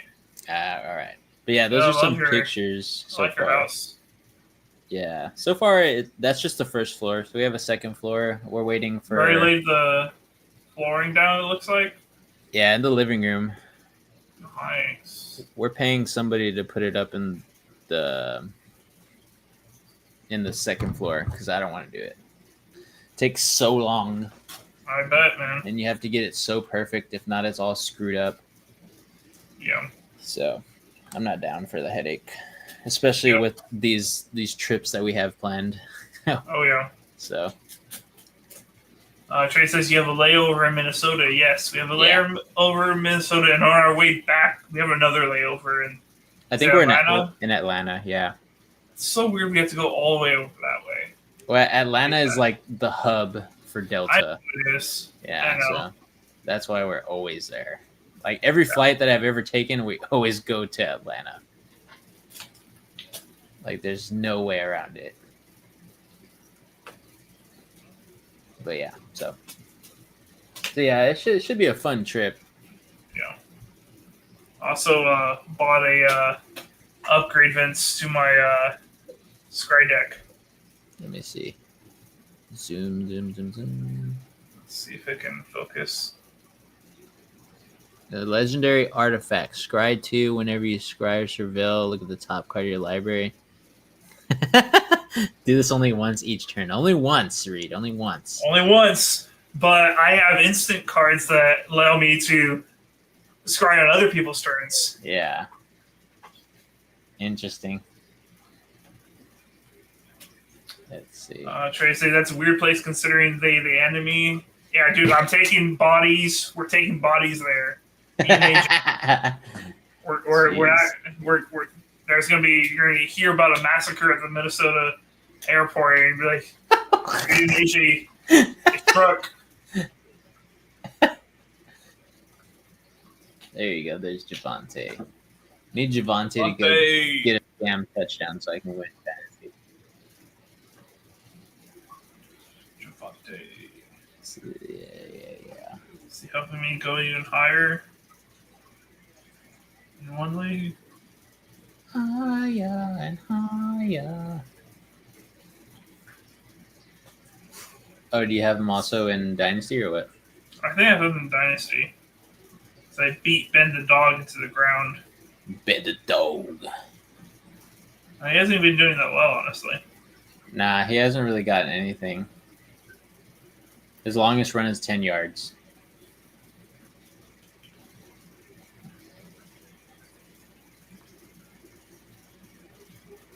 Jimmy Johnson, Barry Switzer, Pete Carroll.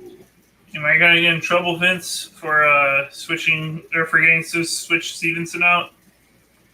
Switching who? Stevenson? Nah, you're good. You're good. There's no penalty for me? There's no penalty.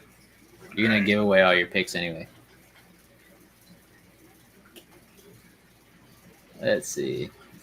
I missed the trade deadline, I think. Yeah, it ends has to today. be after the season. Yeah. Yeah. Yep, ends right after this game, I think. Or at 12, I don't know. Midnight, probably. Yeah. So, unless I trade them in the off season, I got all 3 picks right now. There you go.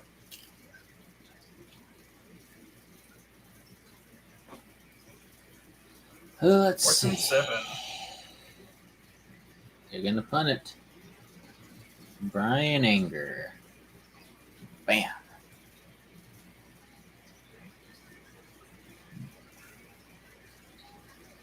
Oof. That is... It's so this dumb. Punt returner is Garbo. Trade Tucker, man. Messed Maybe he up. had let that go bounce into the end zone? He was trying to. I would have just caught it where it first came. Yeah, I don't think it would have ever made it into the end zone anyway. Well, honestly, he put himself on the one pretty close. Yep. I know there's forward momentum, but that was bad.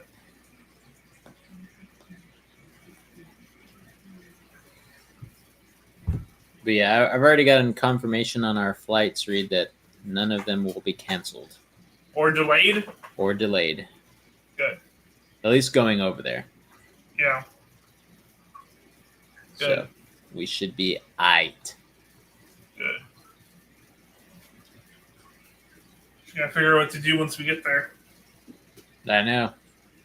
And have a whole day. I think we get there like at lunchtime or something. Yeah. Then we gotta go check in. Well, we'll have the car, so we can do whatever we want. Yeah. We can go to Green Bay early.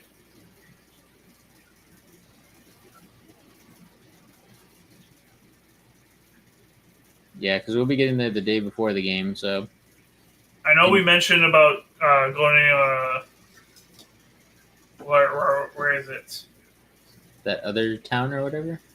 Or the Hall of Fame thing? Where do the Bucks play? Oh, in Milwaukee. Milwaukee, yeah. I know we talked about that. Yeah, we haven't even looked anything up, though. But there was a game that's going on. They play the same day at 7 o'clock or 6 o'clock or something that we could make the drive, technically. We could make it.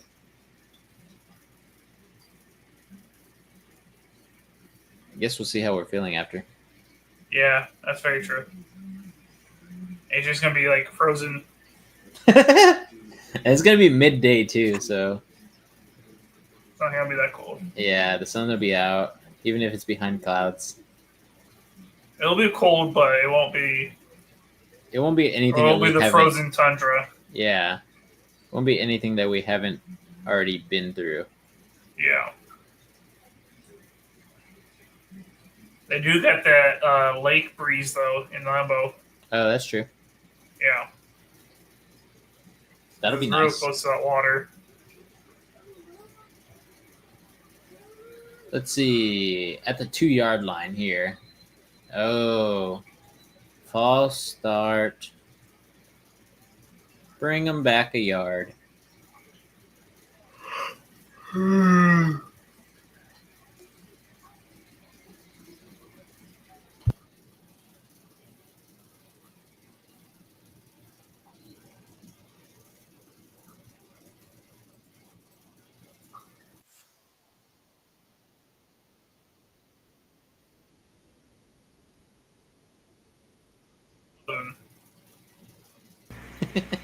No, watching a video. It's funny. Oh, that's a safety. That's a safety. He didn't make it back. Ruh-roh. 2 points for the Cowboys. Yep. Who would have known? There's a chance he may have just gotten over the line, but I'm pretty sure that's a safety. Who would have known to take the Cowboys defense? Did he get it back over the line? Oh, he was just on the line. Yeah. Yeah, it's a safety. Safety. Bro, he didn't stand a chance. I'm telling you, bro, that's how it's been the whole game for Jonty. Like, there's been no room for him to run at all.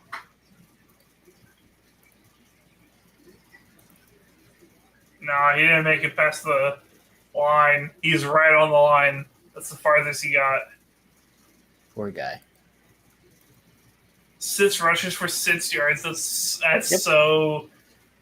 Oh, my God. Of all the places he could have gone. The only reason he has points is because of a pass catching. And half of his passes that he's caught, he's been tackled behind the line of scrimmage. Bro's just wasting away. Yeah. I mean, it's his first year. I mean, so hopefully it gets better, but it's so bad. Well, his head coach is going to change. Yeah. Pete Carroll won't be there next year. I would be shocked. And if he is, it's just another wasted season. Yep.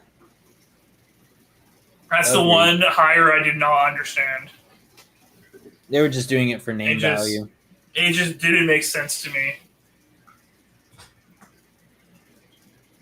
Nothing against him. Legendary coach. But it's just not the right fit. It's not the right fit. He's too old for a rebuild. Mm-hmm. It's the whole reason why they didn't want to hire Belichick, because he's just too old for a rebuild. I honestly think Belichick would have been better. Probably. Even though he's not having any luck in college. I don't think he's coaching in college anymore. Was he not? Yeah, I think he quit. No, that was a fake story. Oh, was it? Oh, okay. He literally just this past Sunday barely shook hands with the other head coach that he lost to. Oh, damn. Yeah. That's crazy.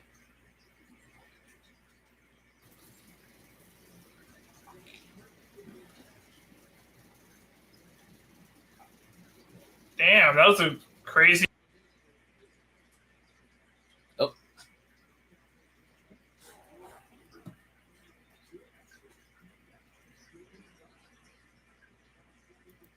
Interesting. Do that. Yeah, I can hear you. Something happened. They I lost my camera. My camera died. Kicked you off. Lost my camera. Oh, there you go. Let's do this. Camera's been dying a lot, Reed. I haven't taken the time to actually fix it since last time. Oh, really? No.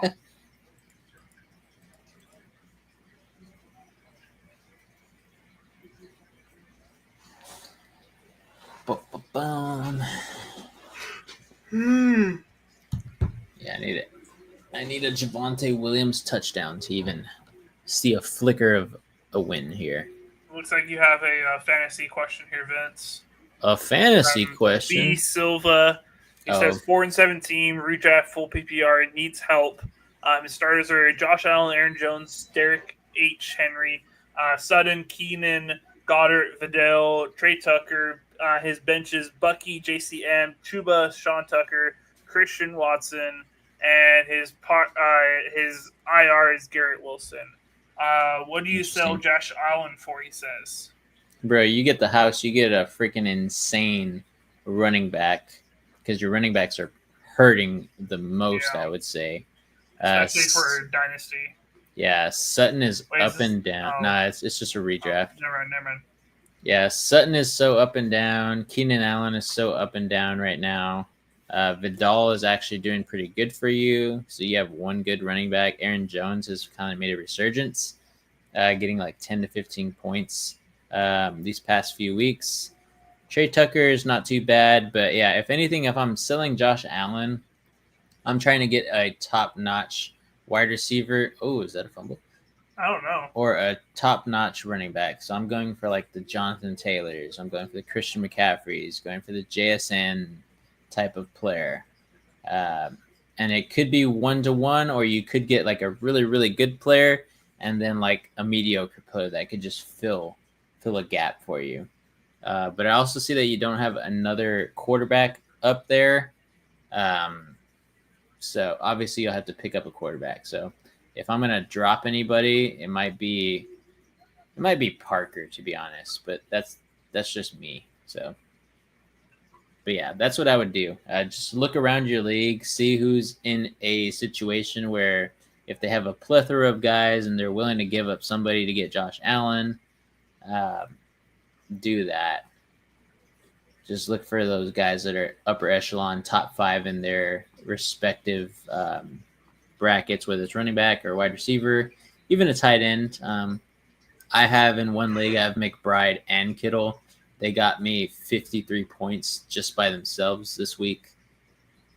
So you can go after anybody who gets you 20 plus points a week. And you can definitely find a quarterback. Obviously, he's not going to get you 40 something points like Josh Allen did with his 6 overall touchdowns this week. But obviously, they'll get you something like 20.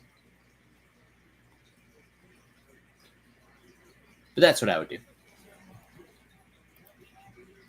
What do you sell Josh Allen for? Pretty much.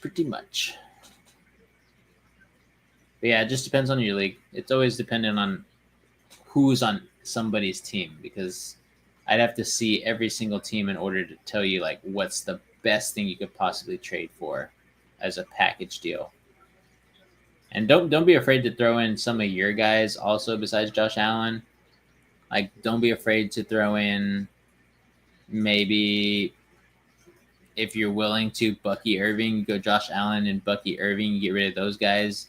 You get like somebody like Jonathan Taylor and a great wide receiver, whoever they have on Jonathan Taylor's team in your league, or whoever has JSN, and they also have a good running back, like maybe Christian McCaffrey or somebody like Javonte Williams or something like that. Whoever their running backs and wide receivers are, just look and see who's willing to give up those pieces to get Bucky Irving and Josh Allen or somebody of that sort. It says, "Let me add you as a co-owner." Oh, are you the commissioner of that league? That's funny. No, but yeah, I do believe B Silva, you're in our Discord already, so go ahead and put the pictures of every single team if you want to in there, and I can give you a more in-depth analysis on who might be somebody to trade for, something like that. It just helps me if I see the teams and who they have.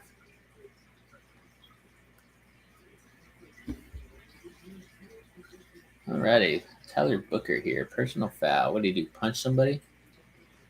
Not sure. But Vince, I'm gonna hop off. Unfortunately, I gotta get ready for bed. I got a long day tomorrow. Okay. Sounds good, my guy. All right. I'll see you this weekend. Yes, sir. Looking forward to it. Bye. Ladies, man.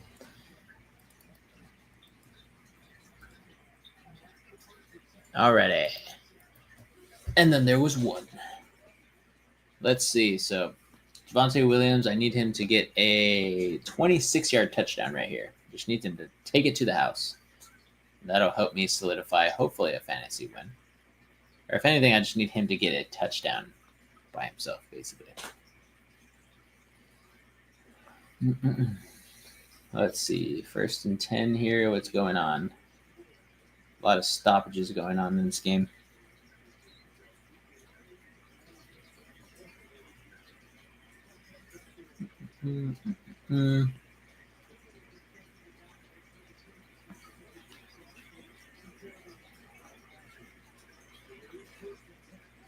Okay. 1st and 10. 8 minutes left to go. Clock is winding. They're going to toss the rock to Ferguson. He's going to get about 6 yards. He throws a guy just into another universe. Jesus. Crazy. The strength of some of these players is so crazy. Yeah, good little screenplay there. Pretty much everybody besides Adams there was fooled.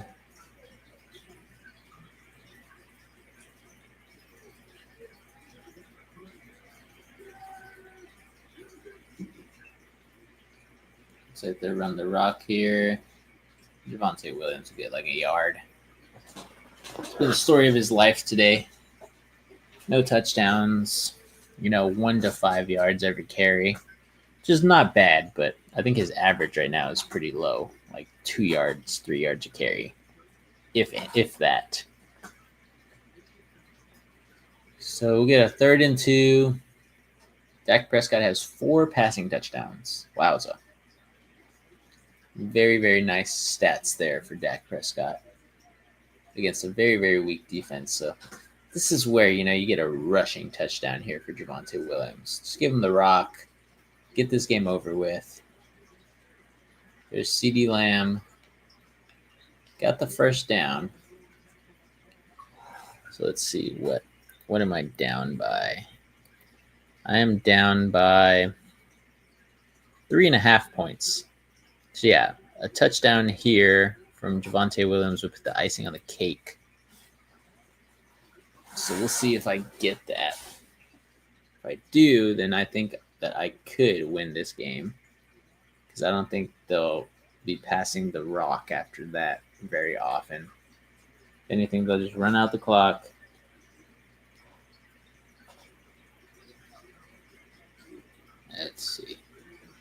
Yeah, there's Javonte Williams rushing for another hard 4 or 5 yards.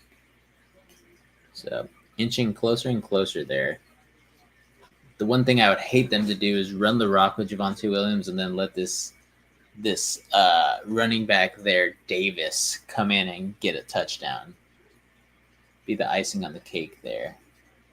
Seems like they're going to keep Javonte Williams in. He was bending down, so he kind of looks a little bit tired, a little bit discombobulated. He's got 21 rushes for 92 yards, 4.5 average. So his average is actually pretty high. So maybe he's getting more yards than I'm anticipating every single play. But there's a tight end, number 89, Spanford. So it's going to be a third down here. 3rd and 2. I feel like this is definitely where you give Javonte Williams the rock again. Just run it up the gut. Hopefully he can get into. They got Luke in. Do they have him? Is Javonte Williams out there still? Yeah, he still is. Seems like they're going to run the rock here. Oh, but he gets stopped in the backfield. He gets about 1 yard. A really long 1 yard. So it's going to be fourth and... They give him 4th and 2, but I think it's 4th and 1. Let's see where they line this ball up. As long as they don't bring out the field goal unit. Let's just run this rock. Let's get Javonte Williams a touchdown here. It's like the icing on the cake. You got 4 passing touchdowns, a safety, but 0 rushing touchdowns. Like, come on, guys. That's the move here. Get the rushing touchdown as we get a timeout here. So we'll see what they do. But yeah. But yeah, guys, what do you think about this game? I mean, 33-16. Basically, the Cowboys have doubled the 16 points of the Raiders here. Defense has been playing pretty dang good for the Cowboys. Obviously, the offense for the Raiders has just been playing abysmal in its own right. But Cowboys' offense looks like they're firing on all cylinders against a weak Raiders secondary. Like I said, 4 passing touchdowns for Dak Prescott. So, yeah, basically that's how the cookie has crumbled here. So Javonte Williams out there, but it looks like they're going to be trying to pass this ball because they got 3 wide out, 1 tight end in the mix there. Javonte Williams to the right of Dak Prescott. Oof. So CeeDee Lamb would have gotten the touchdown there if he would have caught that ball, but the turnover here on down, so the Raiders will get the ball there somewhere on the 5. So sad that, Javonte Williams did not get this touchdown, but it is what it is. And Sam McCall says, yo, what's up, Sam? How you doing, man? Nice to see you here. How's everything going on?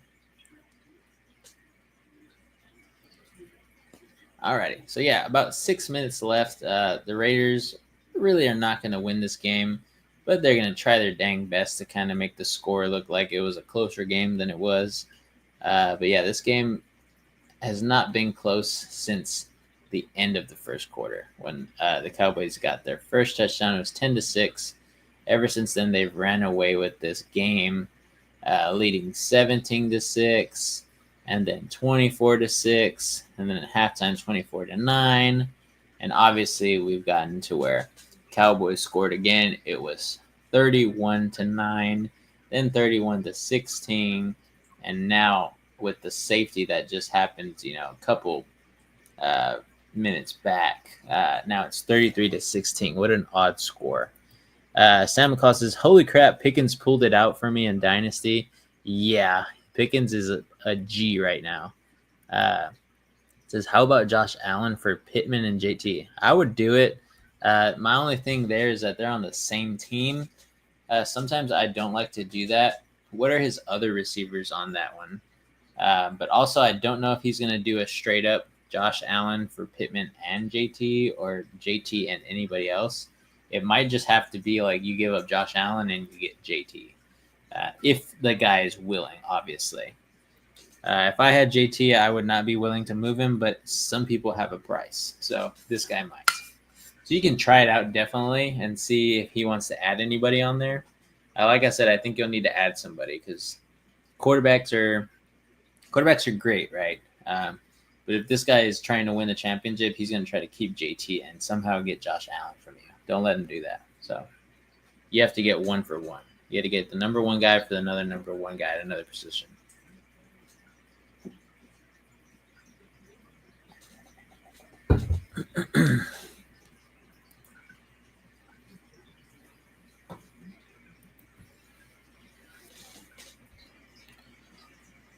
Boom, boom, boom, boom.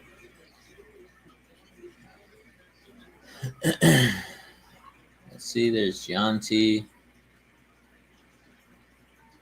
Got about 4 yards, 3 yards. We'll see what they give him. Sam McCall says we should change this division stuff in Dynasty for next year. Mo and I can't keep carrying. Yeah, your guys' records are pretty good. But that's the thing about the division. So, like in your division, the way I have done it is the top 3 of each division will make it. Last year, just didn't let me change it, but I think it worked out to where it was the top 3 anyway.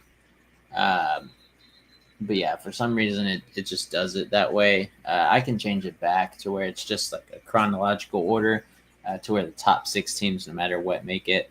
It really won't change it too much because it kind of works out that way anyways. But the divisions just make it so there's like rivalries. My plan was to make this dynasty, last a long time, and hopefully the divisions can actually have some rivalries that happen. But it's only 2 years in, so we'll see what happens. But yeah, I'll definitely put it to a vote after the season if we want the divisions to go away because they really honestly don't do anything too much. So it's not a big deal. I just want to troll you and AJ. No, you're good. I think. Let me check. I think our records are actually not that bad, but they're just not in comparison to what your guys are on the other side. Last year was different. Last year, me and AJ were almost pretty much perfect. Just kind of like how you and Muhammad are. And so it's flipped. But yeah, 8-2 and 7-3. 6-4 is Reed. They're in 3rd place. And then for us, it's 5-5 for 1st, 2nd, and 3rd with me, Noah, and AJ. So, yeah, definitely should work out the same where the top 6 will make it. So top 3 from each division. Yeah, it just works out the way that it does. Let's see. So it looks like they got a sack there, like Odigizua.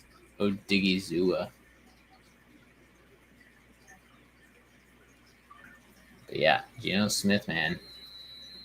Just getting beat up behind this line. As always. But it looks like we'll head to the 2-minute warning, I believe, if they let the clock run down. Actually, it's 1st and goal for the Cowboys, so even better. They're just going to kneel it out. So I guess that works for everything. There's a flag here. I wanted that Javonte Williams touchdown, but I guess I won't get it. It's 12 men on the field. Oh, goodness. They might as well just go for the touchdown. Might as well. It says, is it just me or injuries have been crazy this year? Yeah, they're on another level. I've talked about this a couple times with some people on here. It's like this year has been the most injury-prone year for all the stars of the league. Like it feels like we have like so many top 20 players in the league on IR right now at this point in time, as well as some rookies or some players that were supposed to be like top 30 players as well on IR or just hurt in general. But yeah, it hasn't hit too many teams. Like the Seahawks have been virtually pretty healthy besides some defensive players. I feel like the Packers have been virtually healthy as well. a few minor injuries here and there, but there's some teams that have not been hit that much by the injury bug. But then there are some teams like the Giants, the 49ers. Who else has been super injury prone? I don't know. The Kansas City Chiefs have had suspensions and injuries and all this stuff. Some other teams I'm pretty sure that I'm missing out there that have just been hit with the injury bug. The Jets have had injuries galore. Maybe the Dolphins have had a few injuries here and there. Just a lot of teams, So a lot of teams having some injuries like Tyreek Hill and all that stuff with Miami, the Dolphins. So it's just been a crazy year. It says, what's the cause of the injuries? Turf? That's what people skepticize, and everybody will say, like, oh, the amount of injuries on turf versus grass is not that drastic. But when you look at other leagues around the world, like soccer and all that stuff, where ACLs and knee injuries are very prominent, they all use grass, and injuries have been at an all-time low ever since people have been doing that. So they skepticize that if football were to do the same thing and go to all grass, which they say is way too expensive because they'd have to pay for new grass every week. It's like, no, you just put an investment in something that would help your grass grow. Some people say, like, oh, what if we live in a cold state? Like, obviously the grass isn't going to be growing very well. Well, that's where the domes come in handy, or you have what Real Madrid has, where their grass actually goes under the stadium where it's in temperature control, and the grass just comes out when it's game time. So stuff like that. There's a lot of things that you can change and all that, but definitely I do believe turf adds to the amount of injuries that happen. Cross your fingers, man. Mine are. Oh, for sure, for sure. It says no crying in fantasy football, Prince. Hey, you're good, Big Money Joe. If I were to lose to anybody, it'd be to you. But he says, I can't believe I won 2 in a row. Knowing my luck, though, they will bring in Javonte to rush it in. Actually, they probably won't, honestly. The last chance for him to score was about like 4 or 5 minutes ago in real time.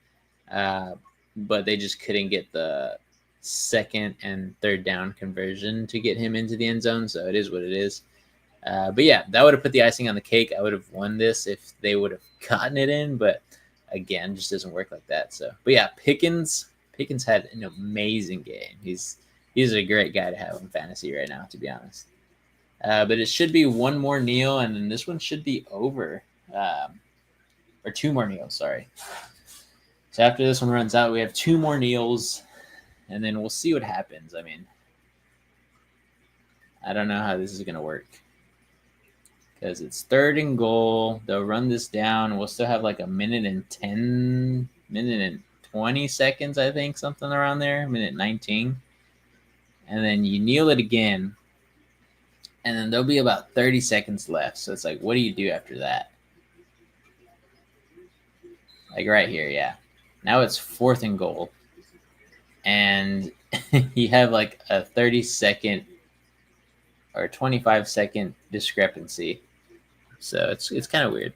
It says, sorry, been MIA, remodeling, and been recovering from surgery. Yeah, I saw that, man. How was your surgery on the meniscus? If that's what you got done, I think it's what it was from what you told me. I see your little 2 laparoscopic kind of surgery points there where they use the camera and the tools and everything. I saw your daughter put in some Band-Aids on there too. It's funny. Cute stuff. But yeah, it says walking on my leg already. Good. Yeah, I know after surgery they want you walking the day of, or the day after, if anything. So pretty cool stuff. It says my kids are also got me running everywhere. I bet. No, yeah, but we're still doing remodeling at our house too, so I understand you. This day as well as Wednesday are the only days that I do podcast stuff for right now. So still going to be working on taking a lot of the stuff that you see back here home this week. So you might see one more video of me recording on Wednesday where this fish tank is back here. And after that, it might not be there anymore, and it's going to be in the new house. So, yeah, so we'll see. Yeah, he's like, I just got a 7 millimeters piece chopped off and just cleaned up some fluid. Yeah. some wear and tear stuff, obviously. So that's good though, man. It'll benefit you later on with less knee pain, hopefully. But for you and I, there may be some areas of what's it called? Some knee replacements in our features. Again, we don't know where all this stuff is going to go in the future for medical stuff, but yeah, I'm not looking forward to it, but because I work with patients that have knee replacements and it looks like it sucks, but it really helps for sure. The longevity of movement and arthritis and all that stuff. But he says, congrats on your new spot, Vince. Grown man shit right there. Thank you, man. Thank you. Yeah, AJ's got his spot. I got my spot. Hopefully Reed will get his spot too. He's getting up in his company right now, and we'll see if he wants to settle down anywhere. But obviously right now he's comfortable living where he's at. But yeah, we're all working towards, having that longevity in a place that we can call home. So time to get out of this apartment life. I loved it because I don't have to fix anything or anything like that. But now it's getting into home buying and stuff like that. So time to fix up the place and keep it running, keep it smooth, and keep it lasting as long as possible. But all right, guys, that's going to be the game there. 33-16 is your final. The Cowboys kind of ran away with this one after the first quarter. But yeah, good game overall, in my opinion, even though it was kind of a horrible game after, midway through the second quarter. But it is what it is. It says, I only thought TD would vulture Pickens more. GG Vince. No, you're good, man. Yeah. Fantasy works out that way. I was pretty scared going into it because I was like, oh man, he's got Pickens and John T. I was like, one of those guys is probably going to go off, and ended up being that Pickens was the guy. He says, I got lucky. Yeah. That's what fantasy is. It's all luck. It's just who's going to have the better game, who has the better players for that week on matchups and all that stuff. So pretty fun. But all right, guys. Thanks for being here. Obviously, hit the like button. If you like what the content that we're doing, make sure you hit the subscribe button if you're feeling generous.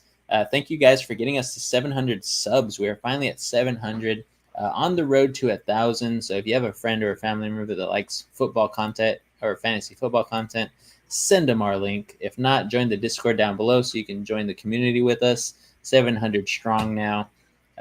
So thank you guys for everything. And we will see you soon in some of our videos, as well as next week for a Monday. Or actually, no, we will not be doing a Monday night live because I will actually be in Green Bay, Wisconsin until Tuesday. So no Monday night football game next week. If anything, we will try our best to keep updated in the Discord and everything like that. But good luck to you guys in the fantasy football world next week, as we will be out of service from Saturday all the way to Tuesday. And yeah, I still should be able to be doing my power rankings video. So we'll see you there too as well. All right, guys. Thank you. And as we always say, keep on grinding.